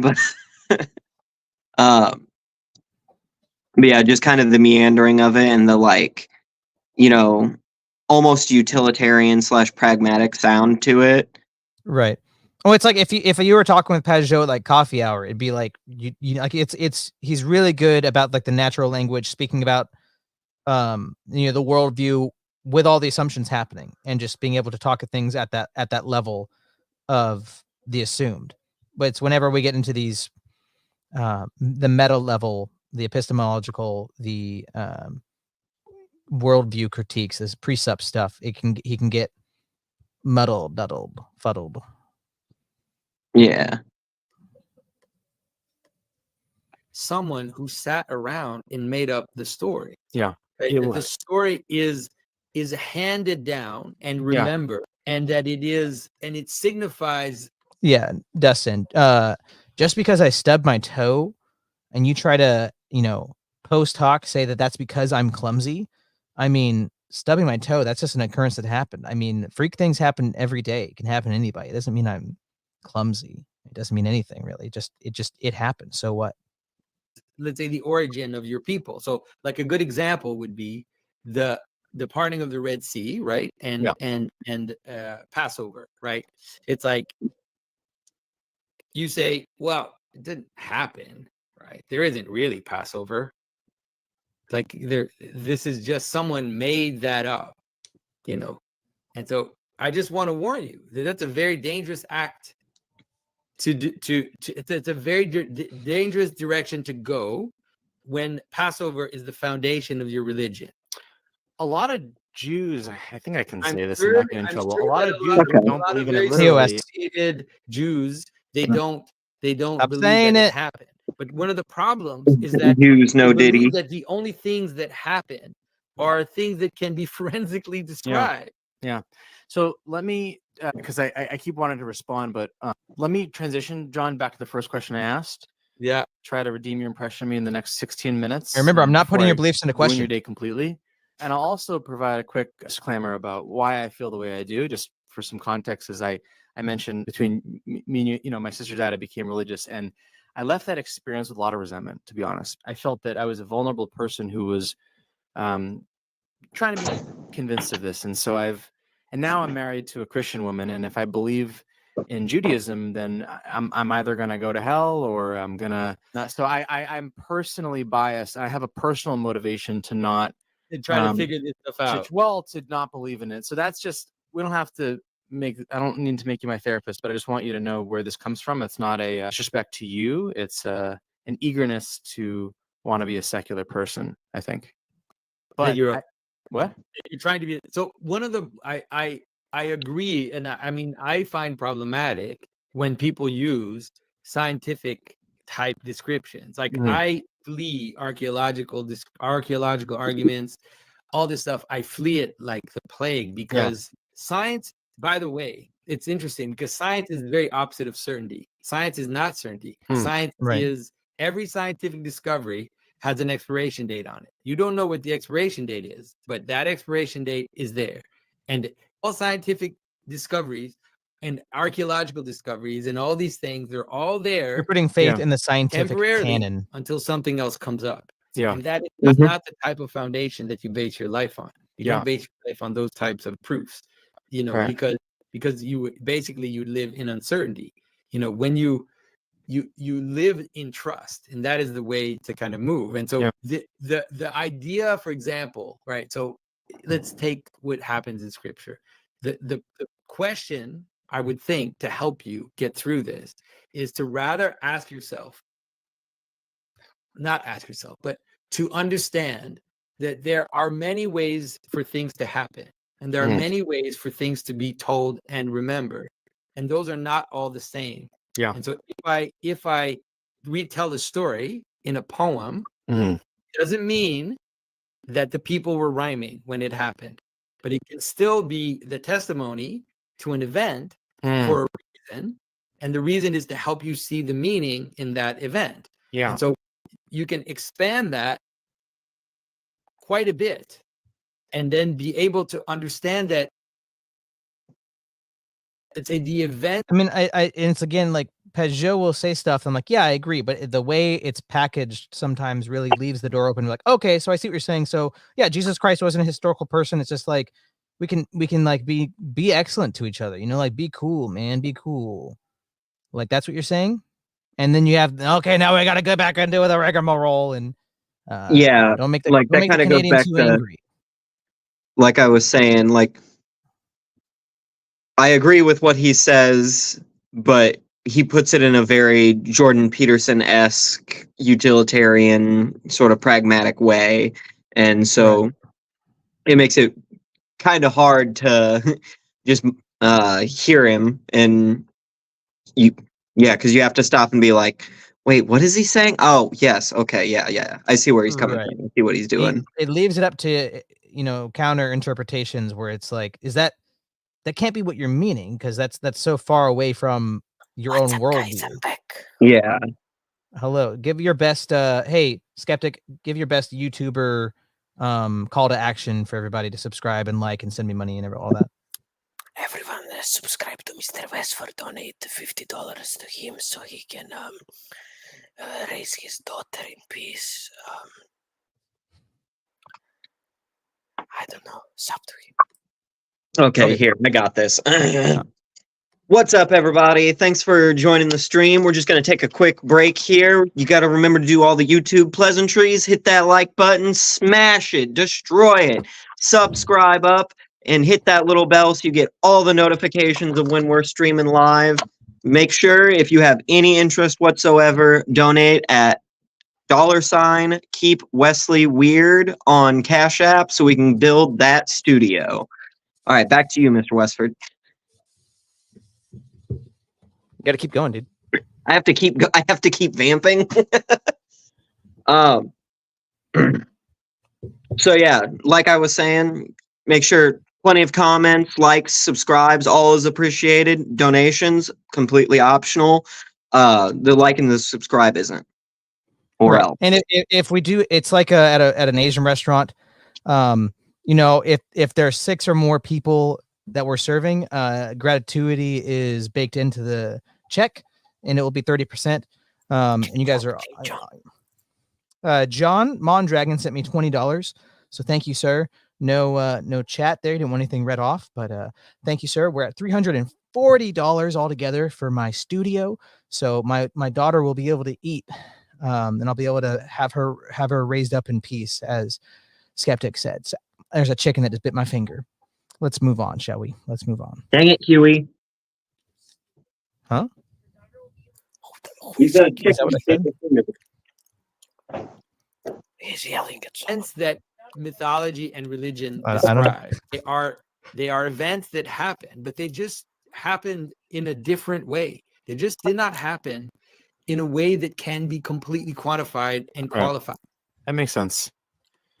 When Bill Hicks says, I like the way he says it. As far as counter interpretations, well, that can be said about anyone. Yeah, and I can agree, but it's just maybe it's like what I'm trying to say is he could be more precise, or maybe it's like the order in which he says stuff. Like I've said it before, like 3 times already in this stream. If you ask me about what is Orthodox soteriology, what is our view of salvation, and I give you, like this answer, this is the answer, then there's all these exceptions or other things. I could give the answer, the Orthodox Church is the one true church of Christ, and salvation is of the Orthodox Church and of the Orthodox Church alone. And then a Protestant go, well, you're saying that everyone outside the Orthodox Church is going to hell? No, that's not what we're saying. We're not Calvinists. We don't believe in that. We believe in this, and that. And they're like, okay, so you like, then there's, a conversation to be had. I feel like Jonathan Pageau, when asked a question, starts with that conversation. And if you understand the Orthodox mind, you fill in the blank of that answer. But from somebody on the outside, then that's when they start. That's when they fill in their own perspective on it, and then they start with that counter interpretation. It's almost like it's more likely to happen is what I'm saying when you have that order. I mean, you need it, don't you, John? You need it a little bit. Do I have a Funko Pop collection? Is that what you're saying? No, I've been gifted like 3 of them, but I don't even have those anymore. I've never bought one. I did get married to one though. That makes sense. I want to talk more about that. The first question I asked was, so one thing that's special about you, Jonathan, is that you have this unique ability to not just see patterns, but understand them. Not just Did you just call him retarded? But understand their global significance and how patterns exist through time and what we can glean from them. And so the first, and really the only question I asked before I dove us into this debate was, why are symbols important? And you were explaining how multiplicity transitions into unity through purpose and pattern. What do you mean by that? What does that mean, multiplicity, and what does that mean, unity? Can you explain that a bit? Well, so scientifically, please. Right. So this is like, okay, so this is a million things. Yeah. Like millions and millions of things. But it's also one thing, which is a cup. Right? And the reason why I see it as a cup is because I can see its purpose. Mm-hmm. And that purpose unites the multiplicity into one and makes me care about it. Yeah. I care about the unity of the multiplicity. And that's true, obviously, at a basic level like this, but it's also true at higher levels, which is the ones that are harder to see, which are, for example, like how a family is one thing, how a city is one thing, how a nation is one thing, how a team is one thing, a company. All of these things unite multiplicity into unity through purpose. Yeah. Got it. And that's so we're Skeptic, you're saying skeptic. I like when you type. That's all. I'm seeing a pattern there that when you type, it's very present on my ears. Isn't that a sign of schizophrenia, seeing connections everywhere? I would say yes, but it's typically like you're the, maybe there's some kind of parallel between genius and schizophrenia, like they're seeing patterns that nobody else is seeing. What do you think, Logan? Huh? What do you think? Is seeing connections everywhere, seeing the patterns, does that mean you're schizophrenic? It depends. Are you seeing connections that are actually there and you're putting pieces together, or are you just making up connections because you're terrified? Well, I mean, yeah. I mean, like, you could say that if nobody else sees the connections you're making, then you're schizophrenic. But it could just be that you're really bad at communicating and conveying what you're seeing, I mean. Yeah. So. Oh, hello, Jake. Hello, sir. We're watching your video. This is my first time. Yeah, sure. Yeah, you can feel free to jump on. Yeah. Don't worry. We're only lightly picking on you. We're just watching your video. We're not trying to be mean or nothing. This is my first time ever watching your video, Jake. I don't even know the context how you and Pageau got into got into contact with one another or anything like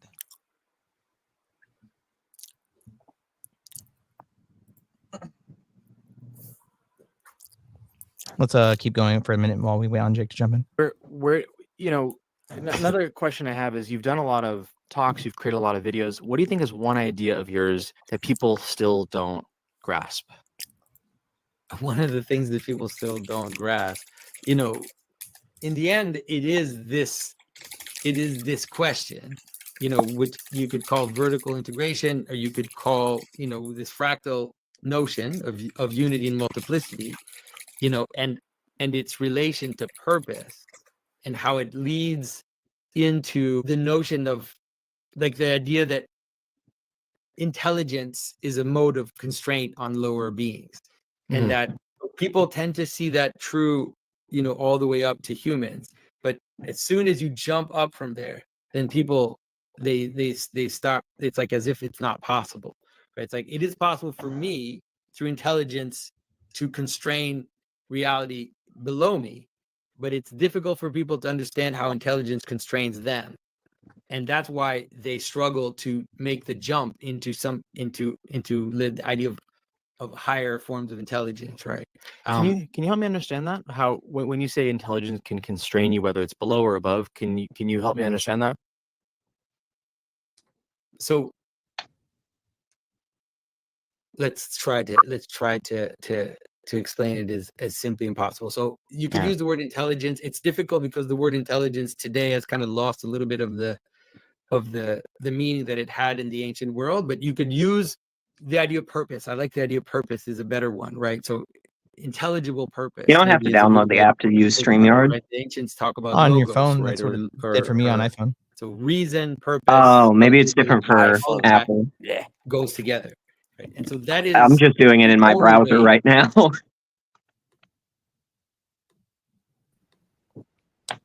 Hey, Jake, how you doing? Hey, what's up? Oh, hey, am I all right? I can hear you. Good. Can you guys hear me? I can. No. All right, let me close. No, sorry, I'm a little technologically new here, so That's okay. yeah. You want to go ahead and shout out your channel? I saw the thumbnail and somebody sent it to me and I clicked on it, so I don't even know about your channel. You want to shout yourself out real quick? Sure. Yeah. So yeah, channel. You can just Google my name, Jake Newfield. I started this channel 3 months ago. Okay. Oh, dang. Yeah, so it's a new channel. Some of these conversations like that I posted were from a couple years back, but the channel started 3 months ago. So yeah, so I saw you. I was looking it up and I saw this and I clicked on it and I thought, like, let me jump in. To be honest, I didn't get to hear any of the stuff you guys were saying, so I don't have anything to respond to, but I thought I'd jump on in case there's any questions or you guys have any criticism or anything. I can take it and yeah, I mean, anything you feel like I could have done a better job explaining, or like why did I say this? Why didn't I say that? I'm open. Anything's fair game. So gotcha. Yeah, I mean, I think let's just start with what's your experience with Jonathan Pageau and his work? To be honest, how honest I want to be. Okay, I looked him up 30 minutes before the interview. Okay, cool. How'd you get an interview with him? The same way I get an interview with everyone, I cold email them. Oh, cool. That's awesome. Yeah. The way I see this is my bottleneck to growth is just getting people on the horn and talking to them.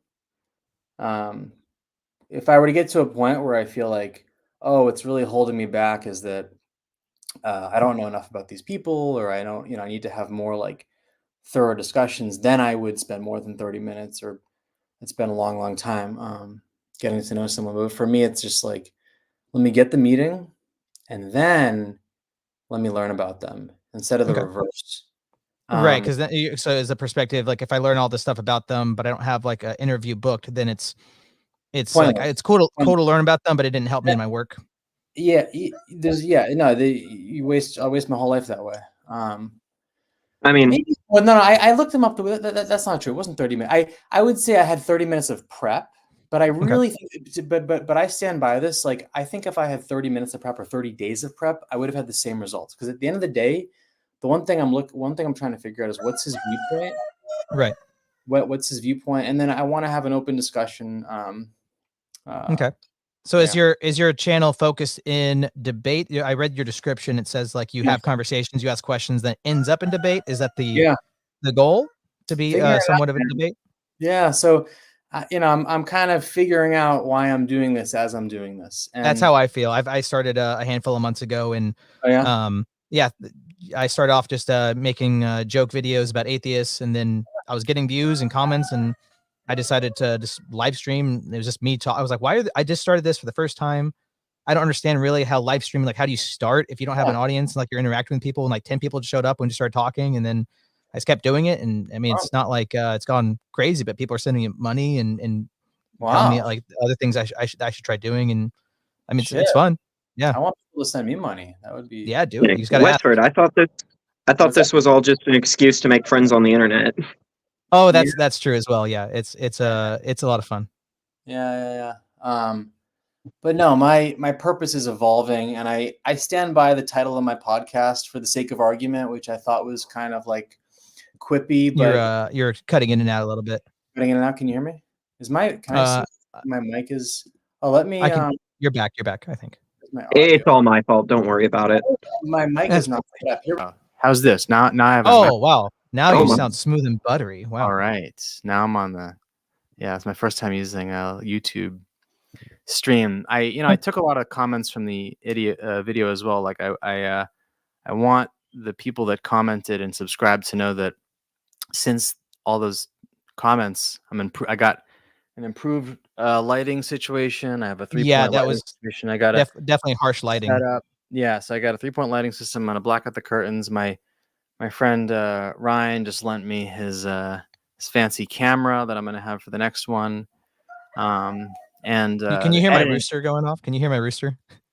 Yeah, the editing sucked. The editing sucked too. I thought I was doing myself a favor by removing filler words, but the result the result is that now everyone thinks it's like inauthentic, and it's not. So on Friday, I'm releasing the uncut version. Okay. Which is really similar to the original version. The difference is that there's none of this because there's no filler words that were removed. Right. And I can understand that urge to try to clean up the audio, make it a little bit better, but especially when it's like something labeled a debate. Yeah. When that happens, and then like it's a cut, you don't know how much was cut. And then it's like, well, somebody that sounds like almost a new topic's coming up. It leaves that question in your mind, like what was the motivation? I can't tell what's cut. But if you might have just been like Exactly. No, so I learned that after this video. I was like, oh shit. Like I spent all this time editing and I shot myself in the foot a little bit. And I wish I didn't waste all that time editing. But I have the uncut version. So I didn't get the chance to watch the stream. It's actually kind of bizarre timing that I came in like right at the end of it. That's when I saw it. But ask me anything. What do you think was stupid? What did I mess up? What did I do good? Where did I leave you guys hanging? I think I heard some comment like, was this meant to be a debate? Like I'd be happy to engage you guys if there's anything you want to ask me about on this. I mean, I think maybe at the beginning, one practical editing critique I would have was it was like 2 minutes and 15 seconds like that, something like that, when it was this teaser of like coming up, and I was like, okay, man, like teaser's got to be 15 30 seconds, like something a little spicy, or like something that's going to come up. But it's like if I'm already going, okay, I'm going to watch this, I'm going to react to this, I have to like click forward 2 minutes, you know what I'm saying? It's just a little too lengthy. So maybe work on like shorter teaser, and maybe like an intro. It could even be, especially if this is a pre-recorded thing, which it seems like it was because you edited it. Have a blurb on like at the beginning, just you for a minute, being like, "Hey, this is the conversation. This is what we got into. You can go check him out." And then kind of, it's like in film, like an establishing shot. Like you are grounding people in what are we going to experience. This is my perspective of it. He's a great guy. Go check him out. Whatever it is you wanted to say, you can make it your own. But I would say some kind of establishing thing there. Sure. You don't think that that's boring at the beginning? I want to minimize the amount of time they have to look at my face before seeing the guest. Well, if you already have a 2-minute intro, then I would, and it's something I'm gonna. Yeah, it's no, I from what I'm gonna gotta. see. So I mean, it doesn't have to be long. No. It can be, 10, 15 seconds of a spicy thing from it, and then hey, this is what it is.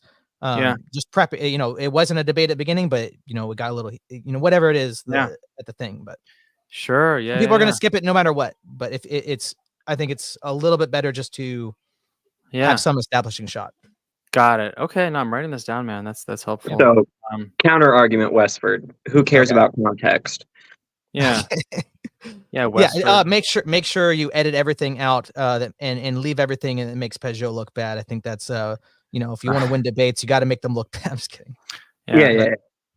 Do you guys, like, I don't want to just ramble. This is your thing I'm on, but are you guys curious about like how it evolved into a debate or what my intention was or any of that? Or? Yeah, well, because you asked him, how can you know, let's say like the biblical account is true, that these stories happened, and a lot of what Pageau is saying, I wouldn't even disagree with, but one of the struggles I think Pageau has in a debate setting, I've very rarely seen him in a debate setting. He's much more conversational and like having a conversation over a beer kind of guy. You ask them a pointed question about epistemology. Yeah. So by the way, what are your views? Are you religious Christian? I'm Eastern Orthodox, just like Jonathan Pageau. Okay, that's helpful for me to know. And then I'm an Eastern Orthodox catechumen. Okay. Got it. All right. Sorry for interrupting you. Continue what you're saying. So I think where Pageau struggles in a debate setting is, you ask him a pointed question. How do you know what you know? Right. Essentially. Yeah. I think Pageau likes to start with like these exceptions, or like he starts off with like how you talk to somebody over the beer, and then he doesn't necessarily, maybe he answers it in a roundabout way. Yeah. Or like I gave the example, if you're gonna ask me what is the Orthodox view of salvation, and instead of me giving a pointed answer, I started getting, there's the exception of like the thief on the cross, and then and in church history, there's an exception with this. It's like that. That's what you get into after you give the answer. And I think Pageau, that's a struggle he has. But are you an atheist, materialist? Are you? Yeah, and the other comment I got in the video is that I'm looking everywhere, and right now it's because I'm trying to get this light set up. Yeah. Oh, I understand. Like being a host and juggling some. There we go. This is okay. There we go. Now there you go. Yeah, now we're rocking, man. You could have done that the whole time. You could have. Yeah. So your question was what's my view? Yeah, I would say secular. Atheist seems like a harsh word. I think that means like you definitely know there's not a God. I would just say like regular, secular. I don't hold a religious belief. So if you want to call that atheist, you can. If you want to call that agnostic, you can.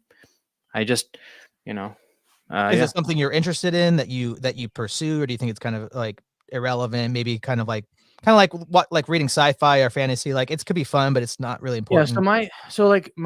If there's like a 45-second story about my life that is important for me to share to give kind of the broader context as far as it pertains to my religious views, it's that I was raised as a secular Jewish person.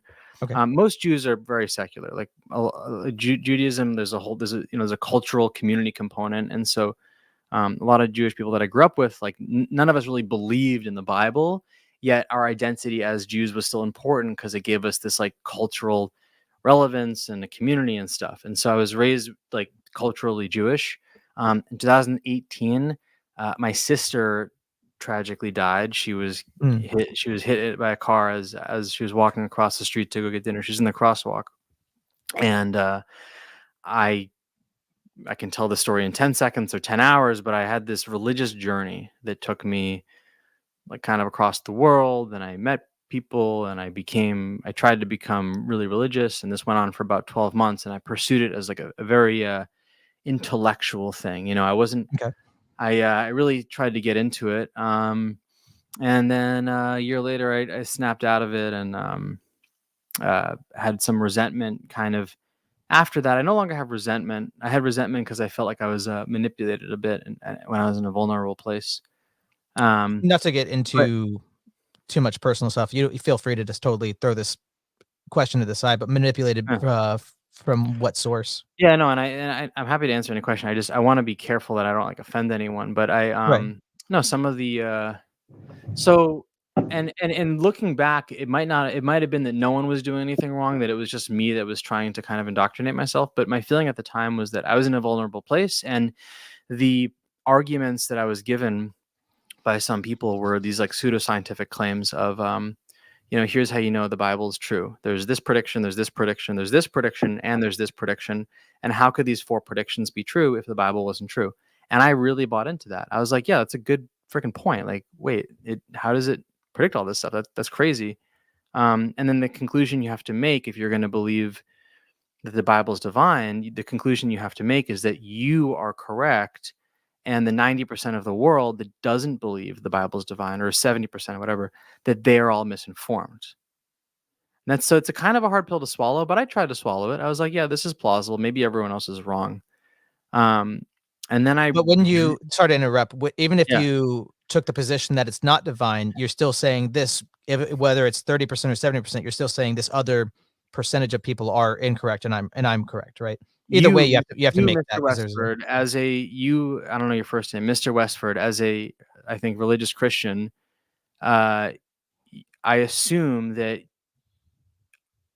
along with your belief system is a belief that the majority of this planet that does not believe literally the Bible, you believe, I'm not making a value judgment. I'm just saying, like, you believe that they're wrong, right? I would Right. say that they would have Yeah. some things they're wrong about. Yeah.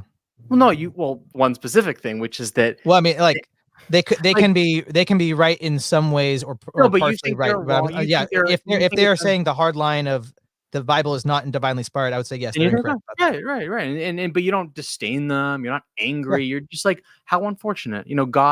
God doesn't want them to be enlightened in that such a way. Who knows why? He works in mysterious ways, but for whatever reason, God did not choose for this person, Jake in this case, to be enlightened in that way. So that's the pill that I was willing to swallow. I was like, yeah, like I think it's plausible that like there is, people don't realize this, but like the Bible really is divine. So I bought into that, and then I read this article by Jay Michelson, who's the CNN commentator who I've now had on my podcast a couple of times, and his article just broke down the pseudoscientific claims and how they're you can just disprove them. And I'll wrap up my story. I don't mean to ramble, but what was really fascinating to me is that he sent me this article. Do you know how easy it is to find the counter arguments to these pseudoscientific claims? It's extremely easy. You just have to Google it. And what's really remarkable to me is I never did that. I never once in that year in my religious journey, I never once Googled what are the counter arguments, because subconsciously I didn't want to know. And anyway, so that's how I got into becoming religious, how I got out of it. Now I'm just a secular person with a lot of opinions about religion.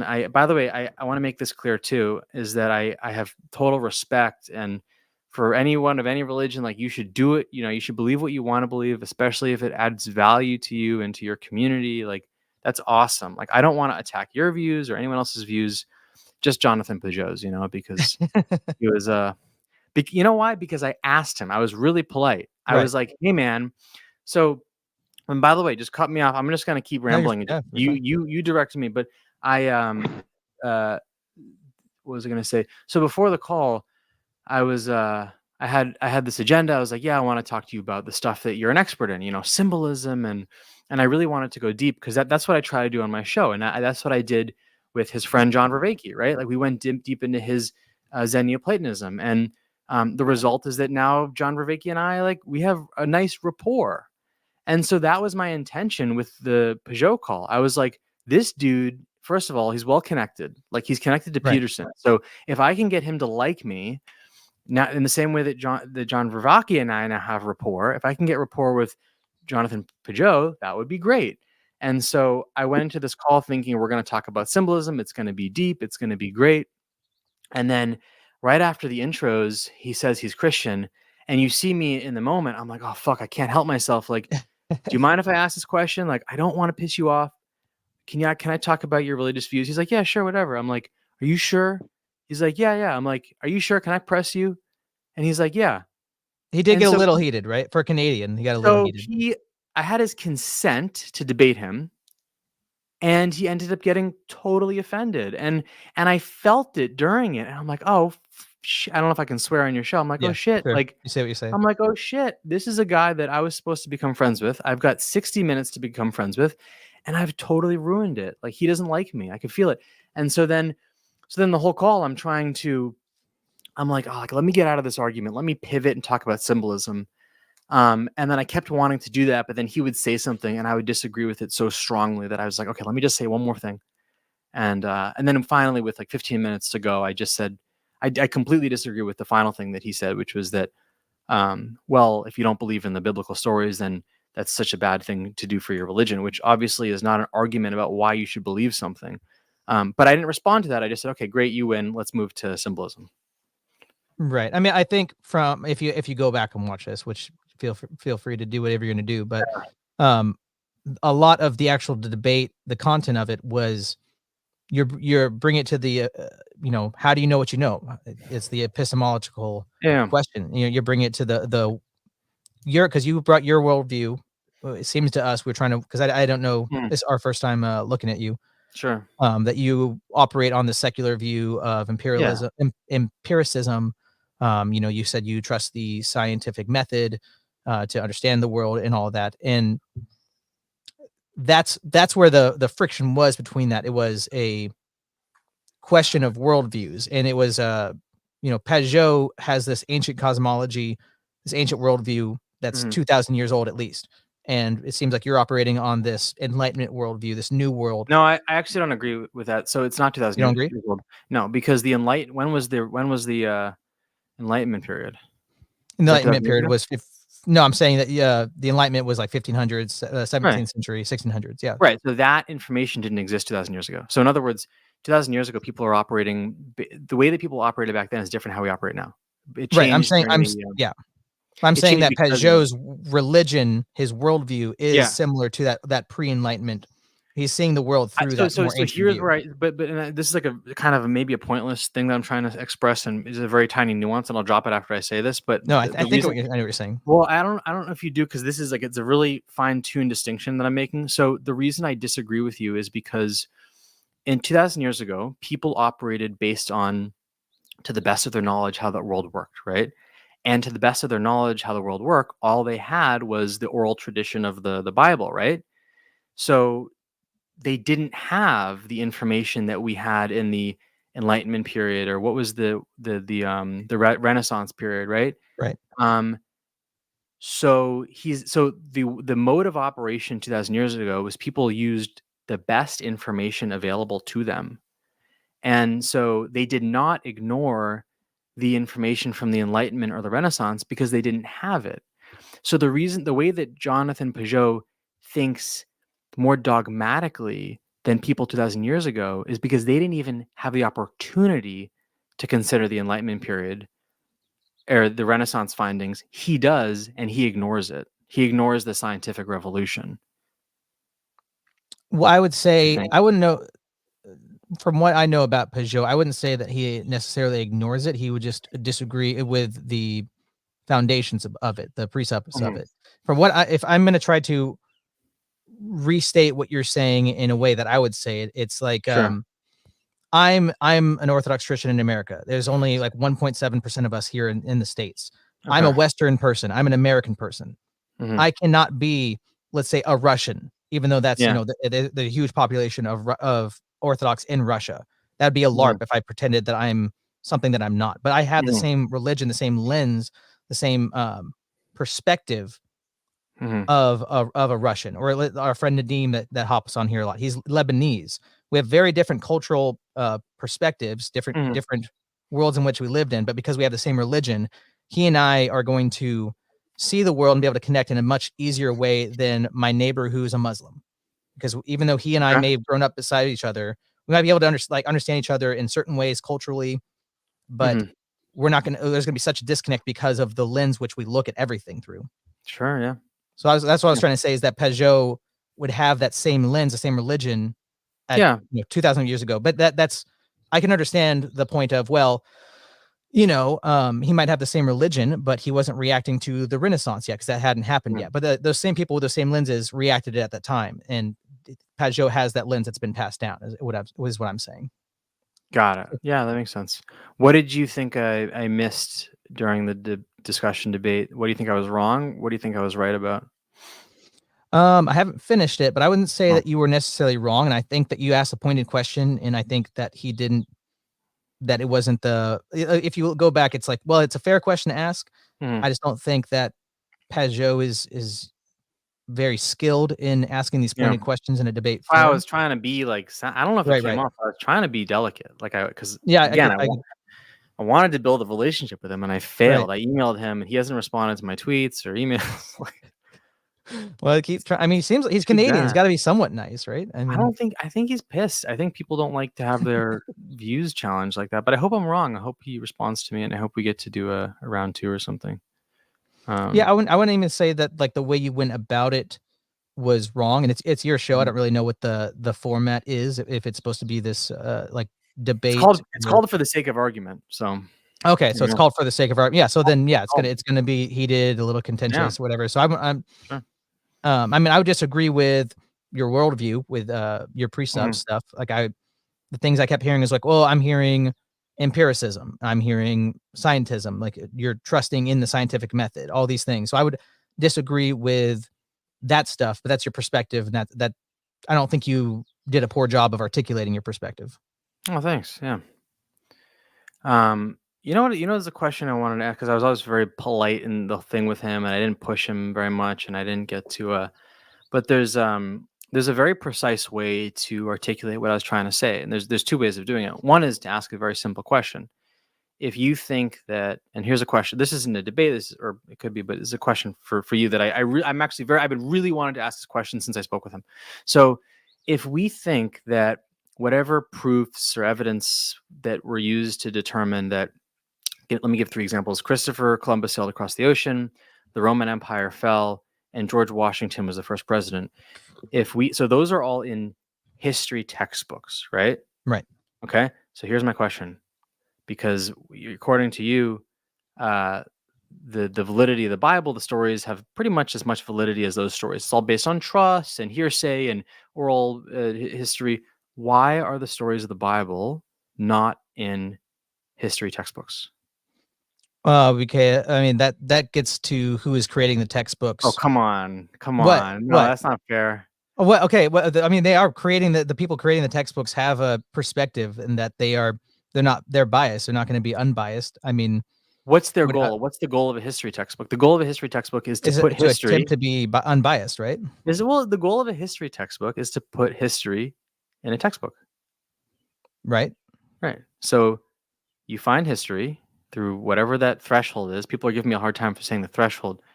So we know that the Roman Empire fell because of this data point, and this one, and this one, and this one. And I could Google, like, what's the process, and I'm sure there's a process, and they say, hey, when all 4 data points add up, we put it in the history textbook. So why is the story of Genesis not in the history textbook? I mean, it would have to go to their criteria. I don't know the specifics of. So it doesn't how they put it together. It doesn't meet the threshold. Well, like, I think it's a fair question. You can say that, but like, I'm like, without even looking at the evidence, it's just you're trusting the authority that's putting it together at that point, especially if we're not looking at the criteria. This is the other point that I wish I had made, is that, and this is probably the even more fundamental thing. Like, okay, yeah, go on. I'm thinking of other counters there. Let me get on your side about this, and Steelman your case, and like get on your side and say, hey, like, I'm with Mr. Westford, like, we're pissed, like, this isn't in the history textbook, like it should be, like, it's history, it's just as legit as other stuff, like, why isn't it in the history textbook? And like, what would they say, do you think? What would they say if I'm making the case? You and I went to like the White House, and we're like, you guys are crazy, like, why is this not in the history textbook? Do you think they would just say, like, well, yeah, Joe Biden, you're a Roman Catholic, shouldn't it be in the history textbook? No, but why? Like, okay, genuine. Sorry, and you're doing what you accused Pageau. Like, very simple, like, straight 5-word question. Like, why is it not in history textbook? 7 words. Because the people that put it in the textbook didn't put it in the Okay, like, wait, sorry. This is where I want to get to. So this is the better question. Do we believe, do you believe, do I believe, do we believe that we have a process that works for discerning historical truth? Do we think that we have that? Like we meaning America, society, the world, whatever. I would say that we do. Just tell me about that. What do you mean? Okay, can you say it one more time to make sure I understand Yeah, the like question? so here's my question. And by the way, when I asked John Pageau this, he said no. This is the first bit of the video. I said, do you think we have do you think that we have a way of discerning historical truth based on evidence? And he was like, no, I think that's stupid. And like that's when Okay, well, yeah, I mean, it's because we don't have access to the past. There's a level of trust and faith that you have in any of the accounts, right? No, So I would. well, So because even sorry, I was looking at- the way that we look at history has to come from a specific perspective. We don't have access yeah, to sure. the past. Yeah. So my question to you or to anyone is, do we as a society have an accepted process or threshold or system for discerning historical truth? That's my question. What do you think? I would say yes, but it would have to go back to the authority of who has what perspective is in authority. Because if a materialist is in the perspective, and that's the person that is determining the canon that ends up in the history book. If something that happens that's outside of that worldview, he's going to preclude it because that's his presupposition. But so that's the lens he looks at. He have... precludes anything that he doesn't. He assumes cannot be the case. Oh, it can't. Person rising from the dead cannot be historical because people don't rise from the dead. Yeah. So then any evidence of that is going to be dismissed out of hand. So if that does happen, he's going to assume it can't happen. But like, don't you think that it's like my caveman drawing thing? Like, don't you think it's less likely that someone rose from the like? If I said, hey man, I had a sandwich today, you're going to be like, all right, that's why not? Like he says he did. Like that's enough evidence for me. If I said, hey man, like my grandma rose from the dead today, you'd be like, dude, like I don't believe you, man. Like you got to show me the evidence. See that evidence. Yeah. Yeah, you'd want to see that evidence. So obviously there's a higher threshold for supernatural claims. And that's what I was trying to explain to Pageau with my whole caveman analysis. It's like whatever threshold of evidence that we need to determine that the Roman Empire fell, we need a much higher one to determine something supernatural. But that's getting away from my point. Back to my question, do we have a process as a society for discerning historical truth? I think you're saying we don't. I think you're saying I'm saying that we could, but it doesn't mean that it's 100% accurate, and that it would have to.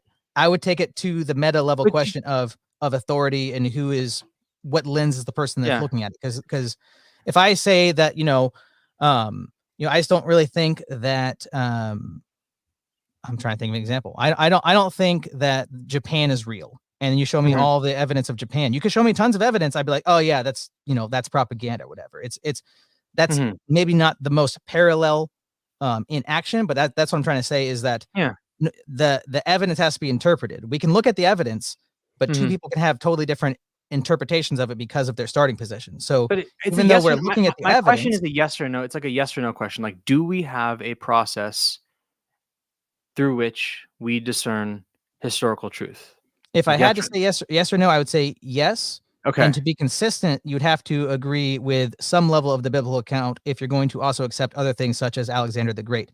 Because if you accept Alexander the Great and other stuff from antiquity, like Plato's a real person, but you don't accept that Jesus Christ even just was a real person, then that's inconsistent. I accept Jesus was a real person, but okay, well, some people don't. So that I would say you're being more consistent than somebody who says that he's not. He can be a real person. There's lots of real people. Like, but sorry, I really didn't mean to hijack your channel or anything, but let me just please just finish this point so I can get it out of my mouth. Is and I didn't get enough sleep, and now I'm wait. So we're talking about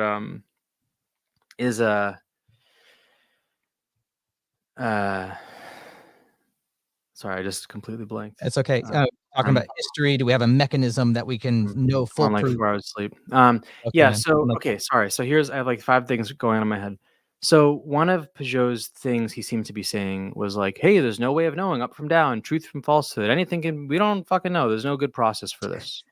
So I can't argue with that, because if you're going to claim that we don't know what's real, then we're not even having a conversation. So let's first establish, do we as a society or a country or world, whatever, have a process for discerning historical truth? And you're saying, yes, we do. And I would say, I agree. And precisely because of that, that is what has enabled us, that process that you, Mr. Westford, have just agreed exists, is what has enabled us as a society to accept globally that the Roman Empire existed and that the Roman Empire fell. And now we have that in textbooks. And so my point is that we have a process for discerning historical truth, which you've more or less acknowledged. There's 3-point argument. The second point is that process has enabled us to understand the rise and fall of the Roman Empire and put it in textbooks. And unfortunately, the third point is that process has not permitted biblical stories to make it into historical textbooks. And so biblical stories have not met the threshold of evidence as prescribed by the process that we as a society have accepted to make it into textbooks. And therefore, while they may have existed, they don't meet the threshold to make it into the textbooks. And therefore, for all intents and purposes, they didn't happen as a matter of fact. You can hope they did or think they did, but it's just not fair to equate the validity of biblical stories to the same level of evidence or truthness as the Roman Empire.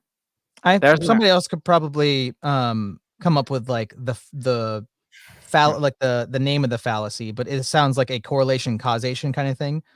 Because it could be as simple as, well, if we say that there's no religion in school and we're not here to teach religion, so we're just going to preclude historical religious accounts. That could be the answer for getting out, but it doesn't. I don't think that, because religion. But saying that it's not in the textbook, therefore it didn't happen, is like saying, if I say, "Hey man, is it cool if we have a conversation?" and you go, "I don't know, let's go to the dictionary." Cool. It's describing temperature. Yeah, how come you want to talk about temperature? I mean, we're talking about the authority that's bringing it down. So this is the same kind of an argument of, well, if it's not in the dictionary, then my question of, do we have an unbiased way of discerning historical truth? I think the answer is no, we don't.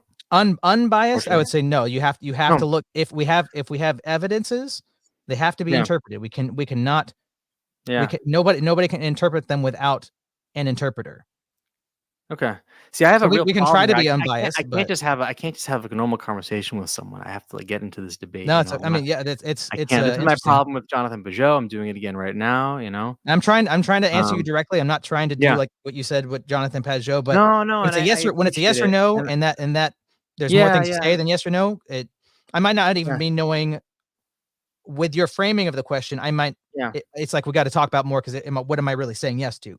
If saying yes means I'm denying my own religion, well then now I'm not going to say yes. But I might agree with you on certain points, but not every point.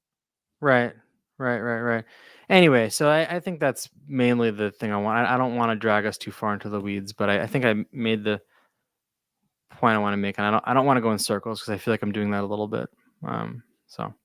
I mean, but would you agree that this whole thing kind of just ends up being at I'm going to say it again, the precept level, where we're talking about the ground in which we stand on, that we're interpreting the world through, instead of, like, do you believe there's an objective, unbiased version of history that isn't told by somebody with a perspective? I believe so. Everything in the world, there's biases and nothing's perfect, but there's still an established process, tradition, system for discerning historical truth. And Caesar's hair was probably a different color than we thought it was, and there were some differences about the Roman Empire. But the point I'm making is that, like, we do have a system for discerning historical truth, and that system is not, I think it's a conspiracy theory to say, like, well, we left out the assassination of this guy, and it was actually the US who did 9/11. Look, either we believe that as a society we know what's going on, or we don't. And if you or someone doesn't think that as a society we can collectively understand, generally speaking, what's happening day to day and historically, then I'm not that interested in debating that, because I don't see that going anywhere. But I think that most people like yourself do trust that our history is mostly accurate, and like, we have a way of figuring out world history, and we trust in that despite its flaws. And so I think and maybe a lot you of could the say it's a lot level difference in level of trust. Like for if we were going to be consistent, and tell me if you disagree. If you're going to be consistent in your example of the history book, it's in the history book, therefore we can trust it. Prig snake prattler. I can't even pronounce it. Is trying to get in. I think. Okay, yeah, we can Logan, if you want to say something, but this was an example I thought of. If we're going to have the same level, I love someone's saying what an informed citizen he is. I love these like these are my favorite comments. Yeah. No, those are my favorite ones. Not like the outright attacks but like what the really sarcastic. Like that's a good one. Yeah. Thank you, Moldy Apple. Moldy is my biggest critic. He's very sassy. What an informed citizen. My other favorite one. Some of these guys have some really good passive aggressive yeah, that's my favorite. It's great. Yeah, my other favorite one from yesterday was like Jake Newfield has an astonishing ability to not listen to what the other person's saying. That was my favorite one. But yeah, we're really getting into the weeds now, Mr. Westford. Like, so I well, one more thing, if you don't mind, because and this is circling the tail a little more, but if we're gonna if I would say if you're going to be consistent with the authority of, okay, if it's in the history book and being taught in the public schools, therefore it met a certain threshold, and that means it happened and things not in there didn't meet that threshold. Maybe they could later with more evidence, but right now they don't. Right, the last 2,000 years they haven't. Yeah. Right. So if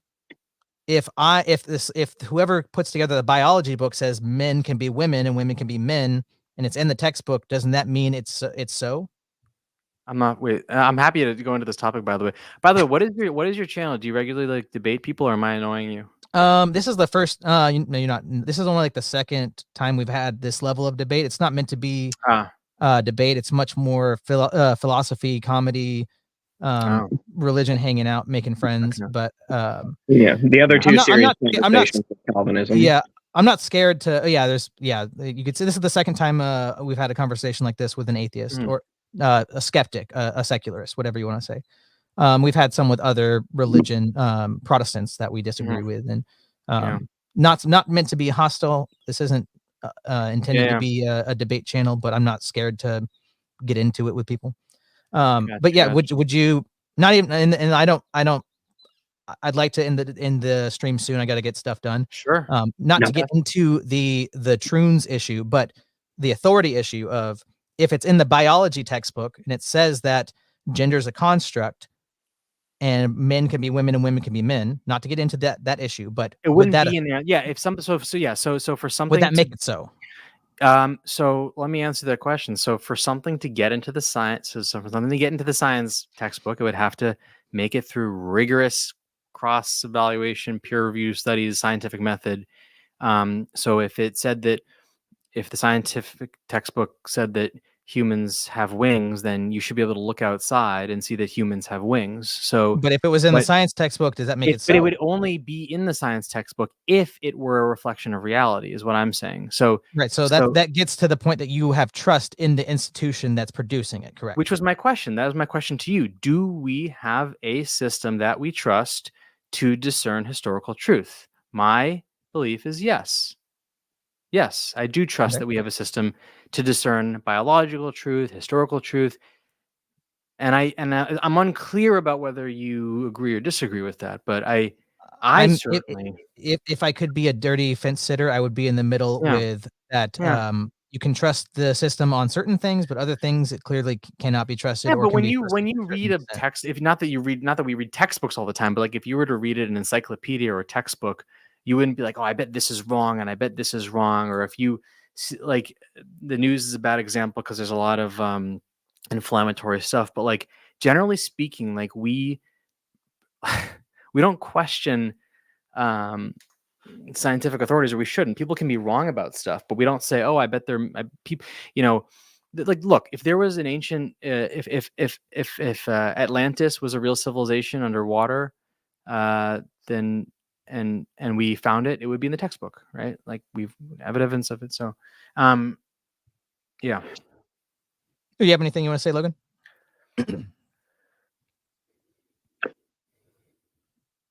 I'd have to agree. I'm a dirty fence sitter as well. I believe- think with our specific system But are here in you America, consider beyond religion? Like, do you ordinarily distrust what you're like? I can't think of an example, but I doubt you're offense that are beyond religion. Like, I doubt that you've ever been like, they say that the Roman Empire fell, but I don't think it ever existed because how do they know that? Like, you don't say that because you know that as a society, like you trust what is our collective understanding of history. I mean, sort of. I mean, like with the Roman Empire, they give the date of old Rome being sacked as like the fall of the Roman Empire, but I would say the fall of the Roman Empire is in 1453 with the sacking of Constantinople by the Ottomans. Okay. So those are the same facts that happened. Old Rome fell in, what was it, the 4th or 5th century, and New Rome fell in. I guess the Byzantines fell in the 15th. When we're talking about different supernatural, like narratives. when we're talking about supernatural things, like what, like John Pageau was saying, like, well, why would we believe something that 12 people said? I don't understand. Like, if 12 people said they saw something supernatural, you wouldn't believe them today. So why are you believing it from 2,000 years ago? Why is he, or why? Well, I mean, again, this gets back into perspectives of what's possible. If you believe that supernatural is already precluded from existence, then of course you would not. But if you think it's possible, then that's a different.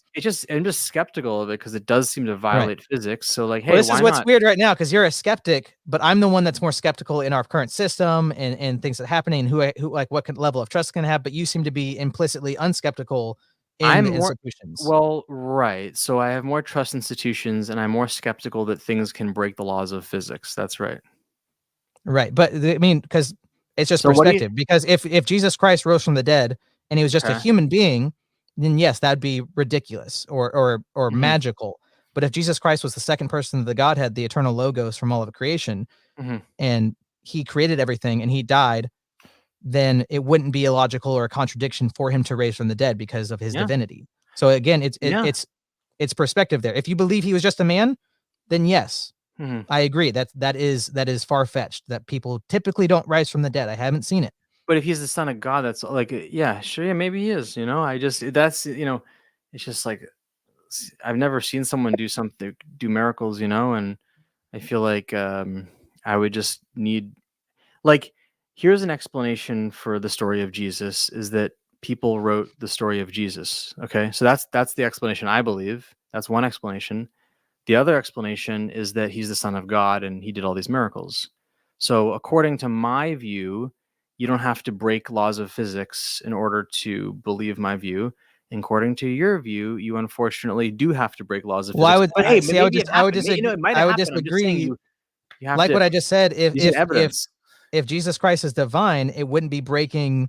Would be no contradiction, no breaking of physics. If the being who created physics dies and resurrects, I just don't have evidence of it. So why are we believing? This is what what's your criteria? What's your private? If you're just an empiricist, then that's your level of interpretation. But it's circular because what you're saying is circular. You're saying, well, what is circular? Because you're saying I'm not saying that as a proof positively. I'm putting into question.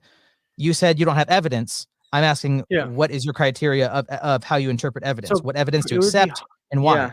Yeah, so that's a good question. So it would be hard. So I'm not trying to be circular, is what I'm saying. What is I would say that the default of any supernatural claims by anyone at any point in time, I think the default response has got to be, I don't believe that. So instead of it being like, well, what threshold evidence? Any evidence, frankly, any evidence would be a good start. There's no evidence. Okay. Yeah. So let's start with any, and then maybe give an example of evidence. Do you accept eyewitness accounts as evidence for a murder? Yes. Would you accept eyewitness account? I'm not saying as full proof. So what is the difference with the time? Because what does the time change it?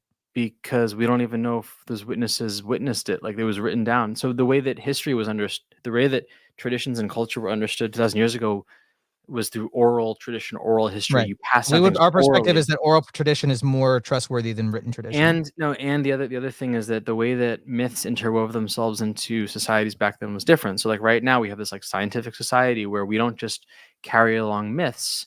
We have a strong distinction between like, you know, there's like science since the Renaissance or the 300 years ago. But my understanding is 2,000 years ago, there wasn't that delineation. So people carried cultural myths and stories that were integral for forming their societies. And they'd be like, hey, I'm part of the XYZ tribe. And like what bonds us together is that we believe that trees talk to each Right. other. And or like I'm part of this tribe and this is what we believe. So it's not that like they believed a lie or a truth. It's that they had a myth that was like really important for bonding them.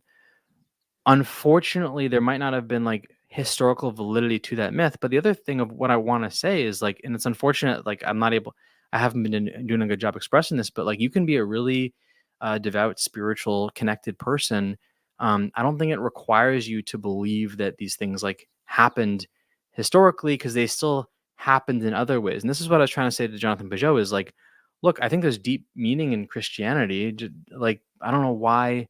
Well, yeah, sorry, to answer your question directly. Yeah, the reason I don't believe 12 witnesses 2,000 years ago is because like the same, like if I told you like 12 people said something 2,000 years ago, that trees can walk, you'd say, what are you talking about? Like, where are you getting that from? You know what? I mean, this is like looking at any kind of evidence and having to interpret it. I'd be looking at it and interpreting it, and instead of having this heuristic. But there's no 12 people 12 years ago. That's not if 12. We don't know. But then, you would have to disbelieve in Alexander the Great. You'd have to disbelieve in. That was a different. Julius Caesar. I can look. Like I'll look it up. Like yeah, you'd have to disbelieve in Plato.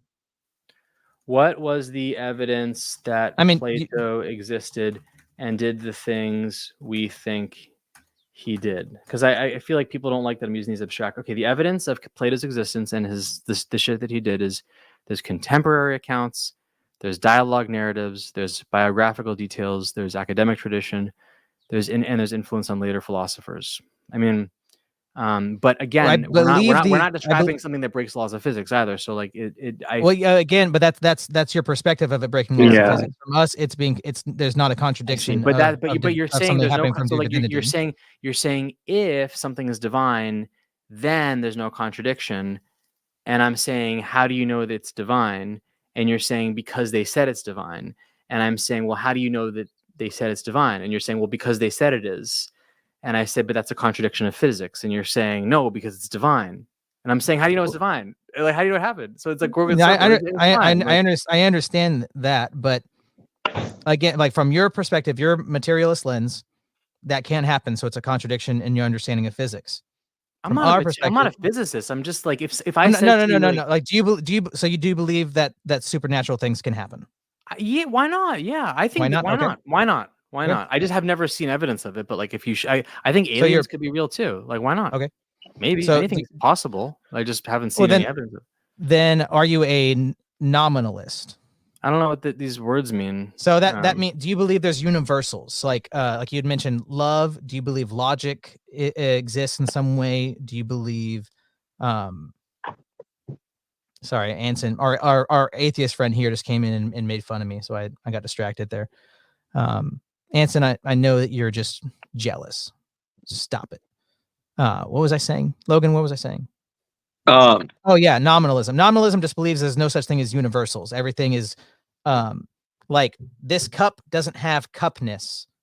It doesn't have there's no such thing as glass as such or a cup. There's just cups, if that makes sense. There's no such thing as logic. There's just the instantiations of logic. There's no such thing as the number 7. I don't know if I have an answer to your question. What about 7 coconuts informs me of sevenness, of the concept of 7? I don't know. I don't have. I think that's a different topic. I think you're talking. I'm trying to get to the root of it. Words and the meaning of words and adjectives and nouns. What about? Now you're doing the Pageau thing from my perspective. Am I? It's about essences and concepts. Sorry, I hope this isn't tell me if this is like taking us off track, and you don't have to answer this question, but is there anything that I or anyone in this world could say that would convince you that like the Bible is not divine? It would have to be at this meta level of things I'm trying to talk about, because what does that mean?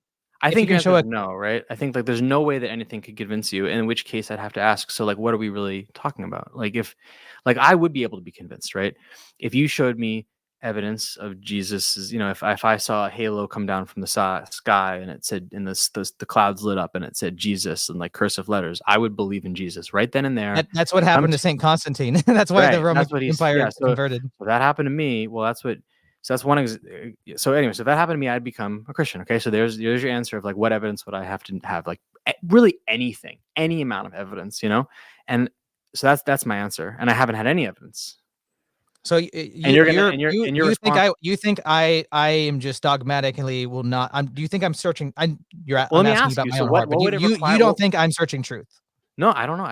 I don't know much about you. I know you don't know me, but that's kind of what you said, that I wouldn't accept it. Well, then I apologize for accusing you of that. It's my mistake. And I'm not even that, but that's what it sounded like. I'm just that you're right. Asking you're right. I did that, and I apologize. You're right. Okay. So let me ask you more open-endedly then. Like, is there anything that could happen that would convince you to abandon your religion? So to me, it would be, like I said, something much more on the metaphysical worldview lens. If I can be shown a contradiction in my worldview that I cannot account for, then that would put it into question for me. But if it's just what would that look like? Well, I don't trust. It would be through logic. It'd be through explaining. It'd be through logic and rhetoric, using logic to show that that my worldview is impossible. I feel like I just did that. So now, no, definitely not. Definitely not. Yeah. No, I didn't. Okay. Yeah. But nothing's impossible. Anything's possible.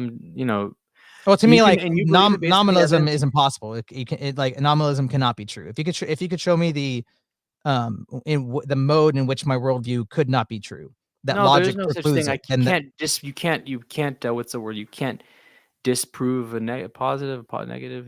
People will say you can't disprove you can't disprove a negative or whatever. But right. I'm saying, let me give a very basic example. My little brother is a very staunch atheist, and he says there is no such thing as truth. You can defeat that by saying, is that true? It is a truth claim that claims there's no such truth. It is an impossibility. It's saying this sentence is false. That's a deeper, more philosophical, complex thing that I'm even talking about, or that I'm even maybe prepared to talk about. Like, what is truth? Right. That would be the level of attack that someone would have to go to make me question my faith. So I feel like that's where Pageau kept trying to go, and where I was pushing him is like, there's a difference between truth and these abstract things versus like historical events. Anyway, the whole thing is kind of circular when you're saying like, we believe in these things because 12 people said it. And I say, well, how do you know? And you say, well, if it's divine, it doesn't contradict physics. But I'm saying, yeah, but how do you know it's divine? And you're saying, well, 12 people said it. And I'm saying, yeah, but that was 2,000 years. Like, we don't even know that. It like, that's not enough for me. And it's the same level of it's enough for you, and that, like, I guess it's the same. It's just enough for you to trust your institutions. Yeah.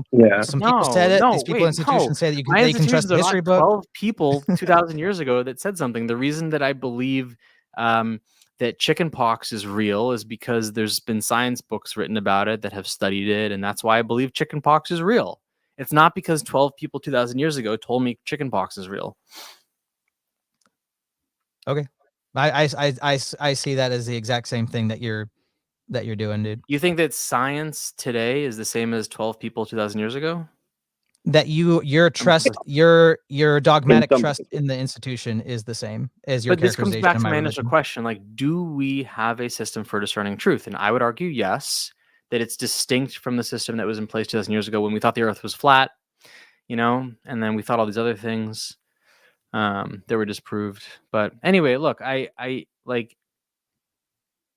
feel like at some point I'm just being like obnoxious. Like I don't want to change your viewpoint. Like I'm not. I want to search truth. As my goal is to search truth, and I hope that's everyone else's goal. Well, I don't want to be abrasive. I've noticed I don't want to be like combative and trying to just prove you because for argument's sake, isn't it? For argument's sake. But like, and I can't help myself. But first of all, like nothing. Like I actually don't think that anything I would say would, and I think that like I don't know, it would be. I don't think anything I would say would ever convince you otherwise, right? And so, like I gave you the line of attack that I would accept, and you said you're not. prepared for that. So that's Mhm. fine for that. I would But all if you're saying the gospel because of the source of 12 people 2,000 years ago, that's not a very good argument to me. Because that is the same level of trust you have in the people Oh, today writing that's not true. That's not that is you. to me I that don't is it's an appeal to authority. It's the appeal to authority You- fallacy. I mean, you think that what we think 12 people 2,000 years ago may have said based on a tradition of like oral history passing down information is the same validity as like I'm saying 12 if your people in a reason, if I gave the argument, my reason is simply because these people have authority. 12 people 2,000 years ago had authority, and I trust that authority, and it's right Mhm. because of that authority. That is the same criteria for you to Yeah, trust but there was the also history people with books authority that said because the Earth of is that flat. authority. Yeah, but there's also Yeah. people that said the Earth is flat, and they were proven Wouldn't that wrong. go against your history book if the history book at the time said it's flat? Yeah, but then it was proven to be updated with new history, and because of new evidence that happened in like the year 1500. So then we can trust that the things inside or outside of the history book are not permanent, and therefore we can't fully trust the history book, even though the people in it might Right, we have good trust them intentions. we trust them as they currently are, knowing that they can always change with new data. Right. Well, With I'm saying new that data. you kept bringing up in the debate that there's a little like a threshold, a certain level with we can Yeah, in trust them. terms of what we That accept threshold today to me as would be arbitrary. Yet you're the one coming up with this threshold. But But you've gone back and there's forth not now saying many times whether or not you agree that there is some system through which we like can ascertain like the historical truth. Look, we have an understanding of like science and reality today, and that can change with new data. So like if tomorrow we learn that the Earth is not round, we will update the textbooks. But between the year 0300 and today, unfortunately, there hasn't been any new evidence that we've been able to include in the textbooks for Jesus's resurrection. And like, gosh, it would be so cool if there was evidence because we could put that somewhere, like a textbook or something. But there hasn't been. And what we have had is the scientific revolution to say, wait a second, like this is like really unlikely. But look, if you should believe what you want, I would ask you this: if you're genuinely searching for truth, like when I was in my religious journey, what I found coming out of it was two things. One is that I realized that I had like a deep bias towards wanting to believe the religious beliefs I had. So that's something I would try to look at for yourself right. is like Like where am I? I'm not saying that because I have this inclination that's what it makes it true, or that's why your faith didn't. That's potentially, I don't know your story or we were having this conversation. I've watched you for an hour. But Yeah. if your reasonings for doing something, if for believing in science, if you have a bad reason for it, then No, that was I'm BS not, when I but said no. I was trying to make nice with him. No. My reasons yeah, for yeah, yeah. believing in science is no. It's the opposite. I It's was, that I was religious because I had a bias to being right. I wasn't religious. attacking. If I could just Yeah. finish my point, I was trying to give examples. If I say we can trust the science and the science textbooks because I know one of the scientists and he likes the Seattle Seahawks and I like the Seattle Seahawks, so I can trust him. Must be a good guy. That's not why we're.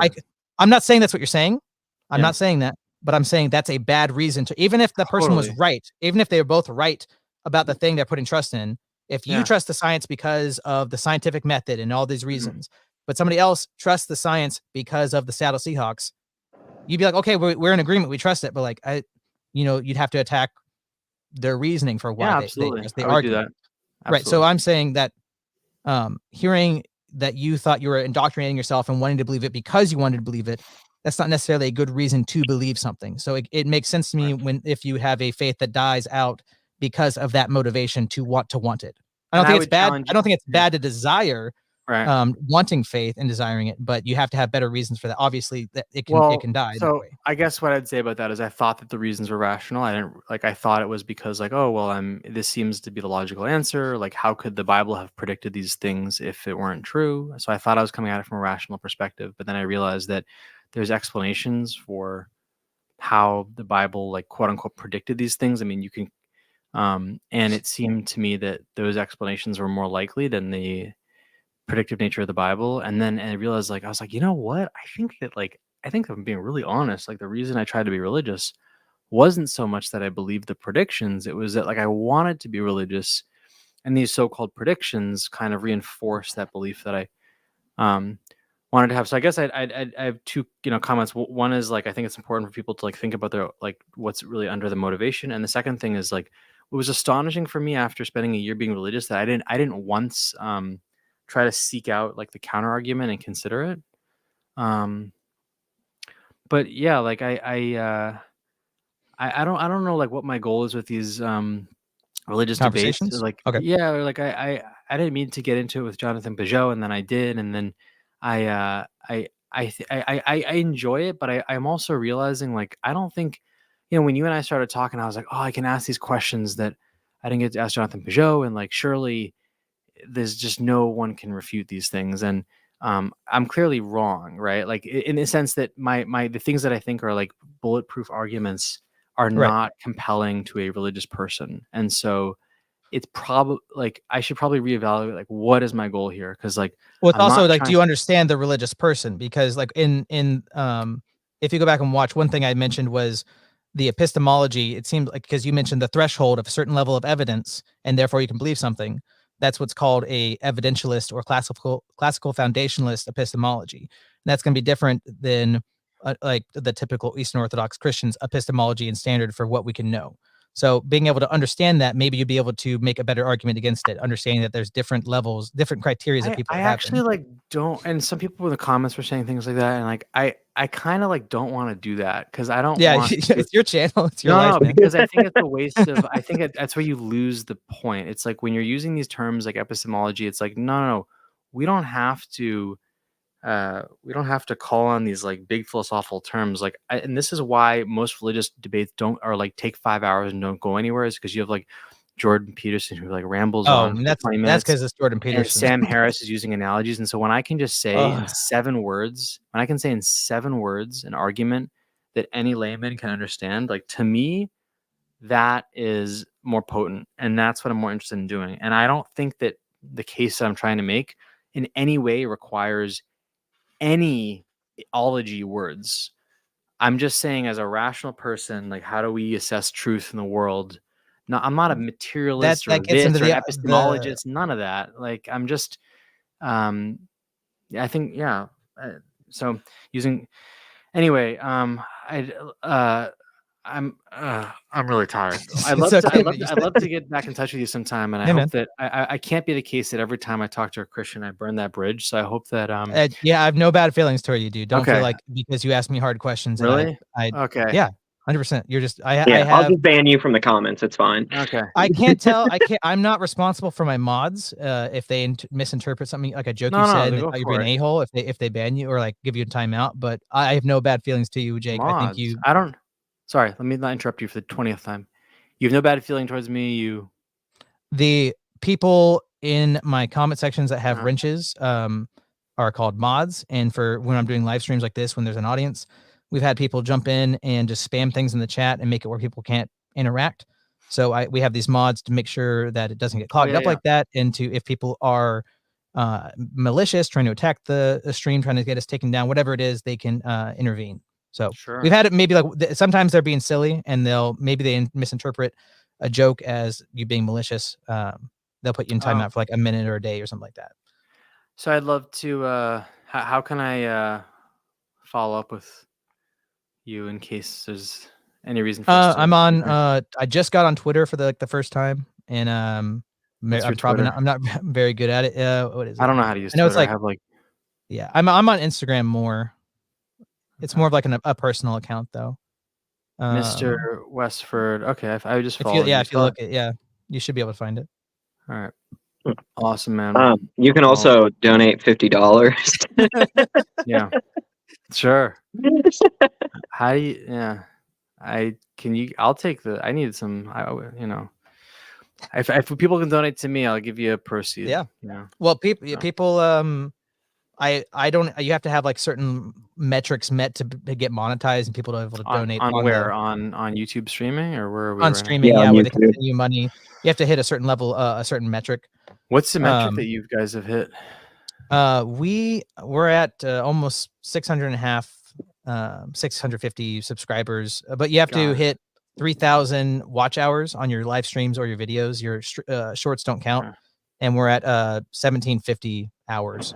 So we're over halfway to getting monetized. But. Got it. So I'm working right. So the YouTube regular channel, I think, is a similar thing. I've been doing this for 3 months. I have like I think 6 or 7,000 hours, but I need to get my subscribers up. I don't know how to.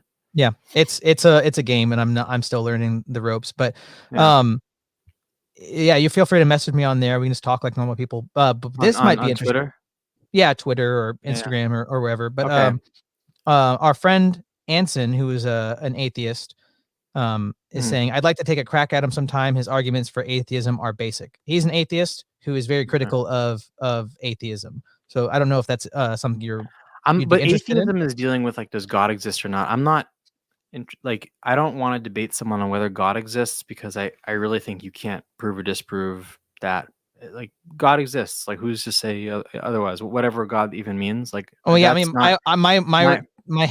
my rote response to that is, how can you prove that you can't disprove or prove? That's getting into that epistemology question again. How do what's your criteria and all that? So that now back into the conversation. So I don't really care to like just tell someone God's not real. What I think, what my angle is, that I feel like I have a ability to speak to, is like, how do we know that the Bible is like stories versus historical reality? I don't. Yeah, people. Why can't people believe in God? Like, what do we know? Okay, man. Let's follow up on Twitter or something. Yeah, you wanna promote your channel one more time for the 18 people watching? Yes. Yeah, just type in Jake Newfield. I thought you could type in for the sake of, I don't know what I'm doing wrong with SEO, but when you type in for the sake of argument, you do not get my channel. I don't know SEO. I'm doing something wrong there. So I don't know. I linked the Pageau video in my description. If anybody wants to go watch the original thing, go support Jake. It's in the description. Yeah. So to answer your question, so Jake Newfield. So if you type in Jake Newfield into YouTube, you will find my YouTube channel. And in 2 days, I'm going to release the uncut version of my debate with Jonathan Pageau. It's pretty much the same as the first one, but a little smoother. It's just going to clear the cloud of doubt that can happen in people's minds. Yeah, definitely recommend that. And I don't know what your lighting's gone back to you're on sun. You're back. Right there, you're back. So it must be the camera's exposure or something. Yeah, well, the next time y'all see me, I'm gonna do I got a camera my buddy gave me, and I'm using like a Logitech right now, but I have like a real camera. I'm gonna blot out the thing, and I'm gonna get I have a 3-point lighting system, so hopefully and I'm talking so I've taken all the feedback I'm getting. Improving lighting, improving editing. Not going to be, and they're saying you should talk to Bernardo Kastrup. So I'm talking to him next month. Okay, so, I'm not sure who. So Socrates, spicy. I see why you have a. Nobody likes a Socrates. Well, I understand why you had a 3-minute tease. Now your friends are with Socrates. Please get him in here. Right now? Yeah, he's my friend. Okay, he said he wants to. He's been talking with Eastern Orthodox. Please bring him in, please. He's way more. He's like me, but smarter and less repulsive. Maybe another time. I have gone. I thought it was going to be a shorter stream because her video was 50 minutes, and I promised my wife I'd get some yard work done. But yeah, he got to take care of household stuff. Oh, he's not. He's not asking to join. He's just saying enjoyed watching. Oh, yeah. Yeah. Okay. My wife would have a conversation with me if this conversation went another hour. Yeah, you should also watch Socrates' channel. He just Anyway, all right, guys. Thanks. Yeah, thanks for hopping on. It's cool to be able to talk to you instead of just. Yeah, thanks for dealing with me. This was actually a nice reset, because the last time I feel like I had this debate, I feel like I don't know. I feel like I left a bad impression on him. So I'm glad that despite all the aggressive things I've said, that I didn't offend you or anything like that. No, you didn't offend me, dude.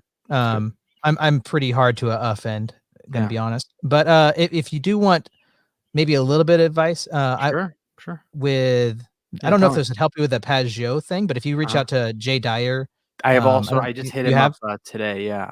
Okay, he and Pageau are friends. They've done stuff together. But I think that he would be better if you were going to ask those more pointed questions.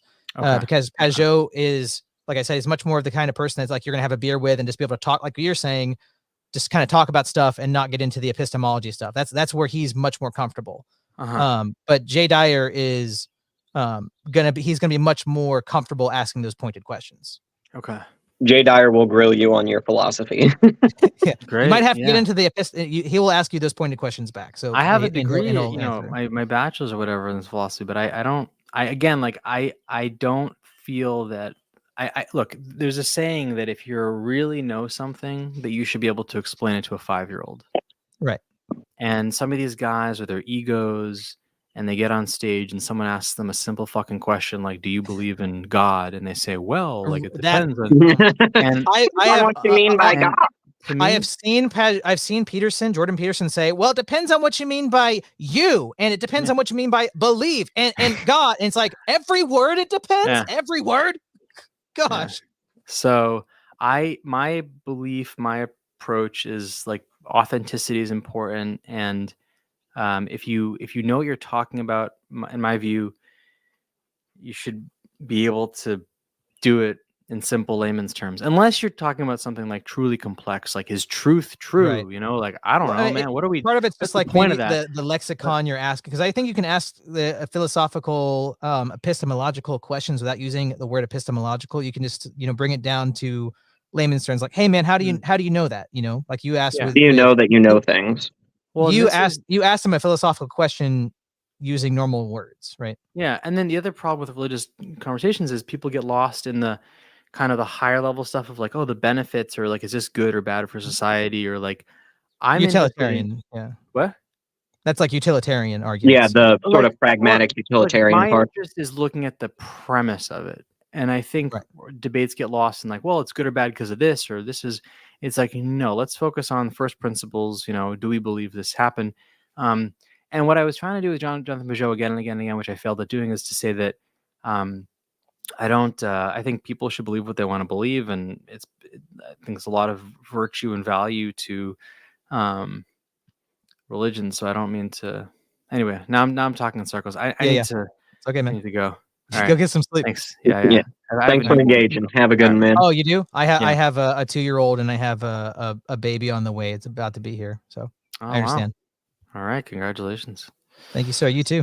See you guys. See you. Have a good one, then. All right.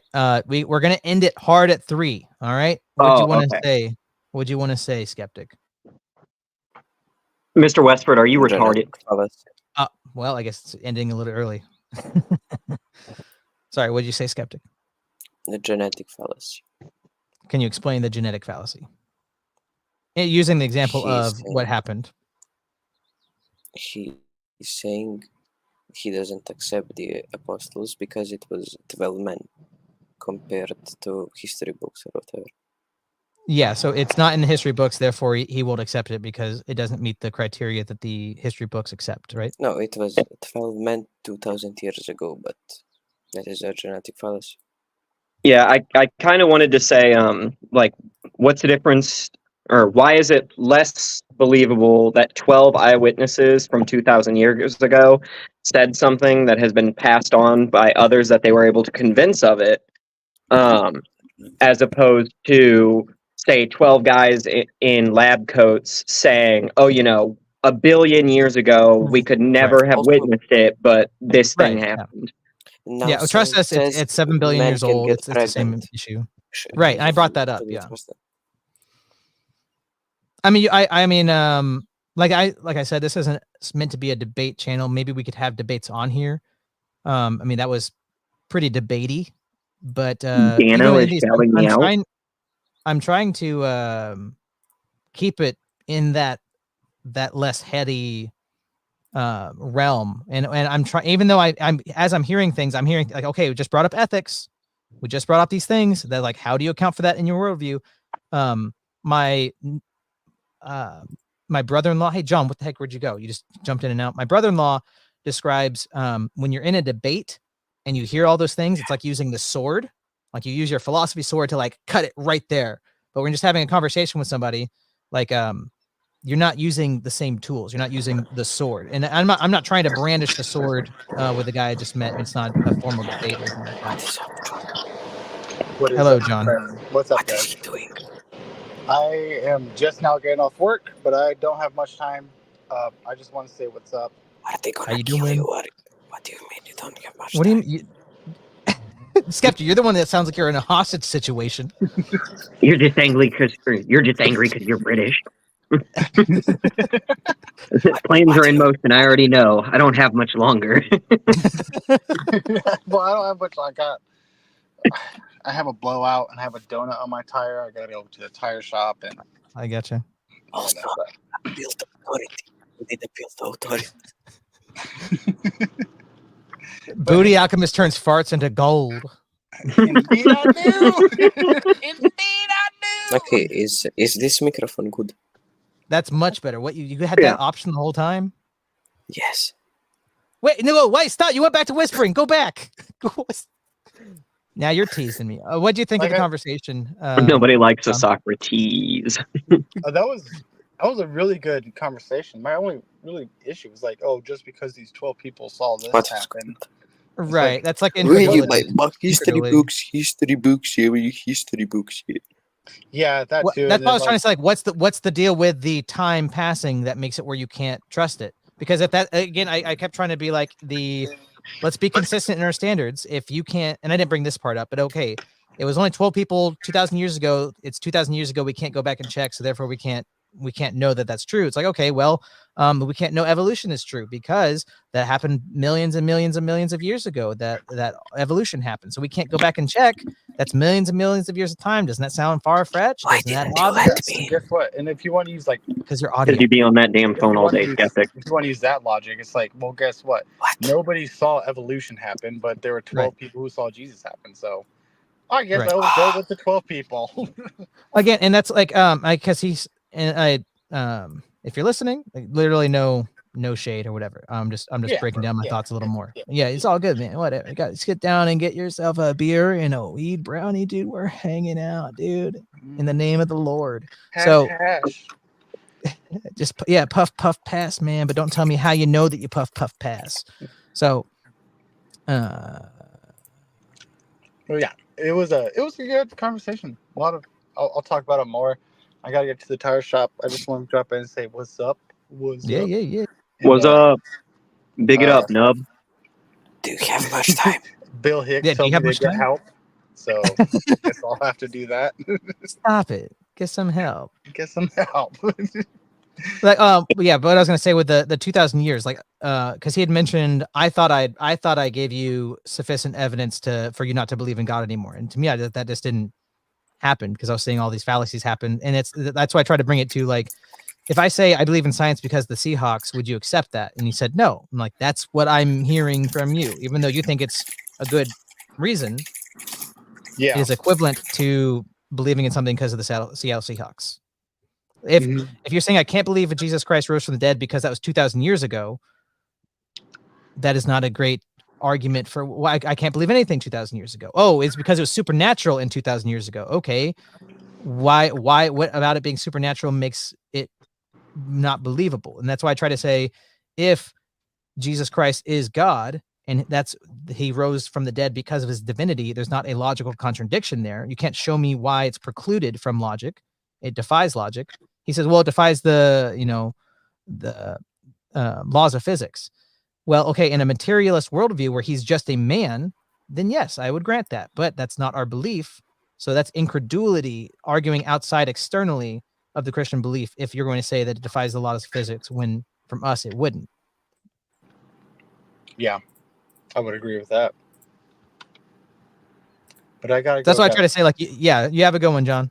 Yeah, that's what I say. John. If you can show me all that stuff in this sphere. Why are the Gospels unreliable? What? The only reason why he said the Gospels are unreliable was the genetic fallacy. Well, okay, I have got a question. If it was 13 people 2,000 years ago, is it more reliable? What about 14? No, 15? no, because 200. What if it was only 11? Right. I don't know if it was 11. It would be more believable. Because if there is little people, then there is less chance for them to manipulate the history books, you know? Why do you sound like you're trying to manipulate the history book, Skeptic? Like I said, Skeptic has the voice of an angel, but the whisper of an evil. It's true. And your accent's way thicker when you're whispering, just to let you know. Have a good night, guys. I'll catch you too, guys man. tomorrow. See ya. See you around, man. I feel like I'm being waterboarded as a 4-year-old at a sleepover when Skeptic whispers. All right, bro. So listen. I am in my parasympathetic nervous system right now. I am about to run. Why does his voice sound like it's waterboarding my ears? It is. Why do people get on here? You got to, please. I'm never gonna grow as a channel if y'all keep coming. Even Logan, you got to buy a mic. I'm just letting you know. Buy a $50 mic. Make it better. I'm sorry. I'm on my phone at work. You can get a mic that plugs into your phone, man. If you're gonna be on these, like, just come on, help a brother out. There are people that will go, "This is interesting," but my God, my ears. But that Logan asshole sounds like dog. All right, we got 20. 15 seconds. Go. 15 seconds. Go. So I just wanted to make sure that we're all on the same page real quick before we go and double check. Mr. Westford, are you retarded?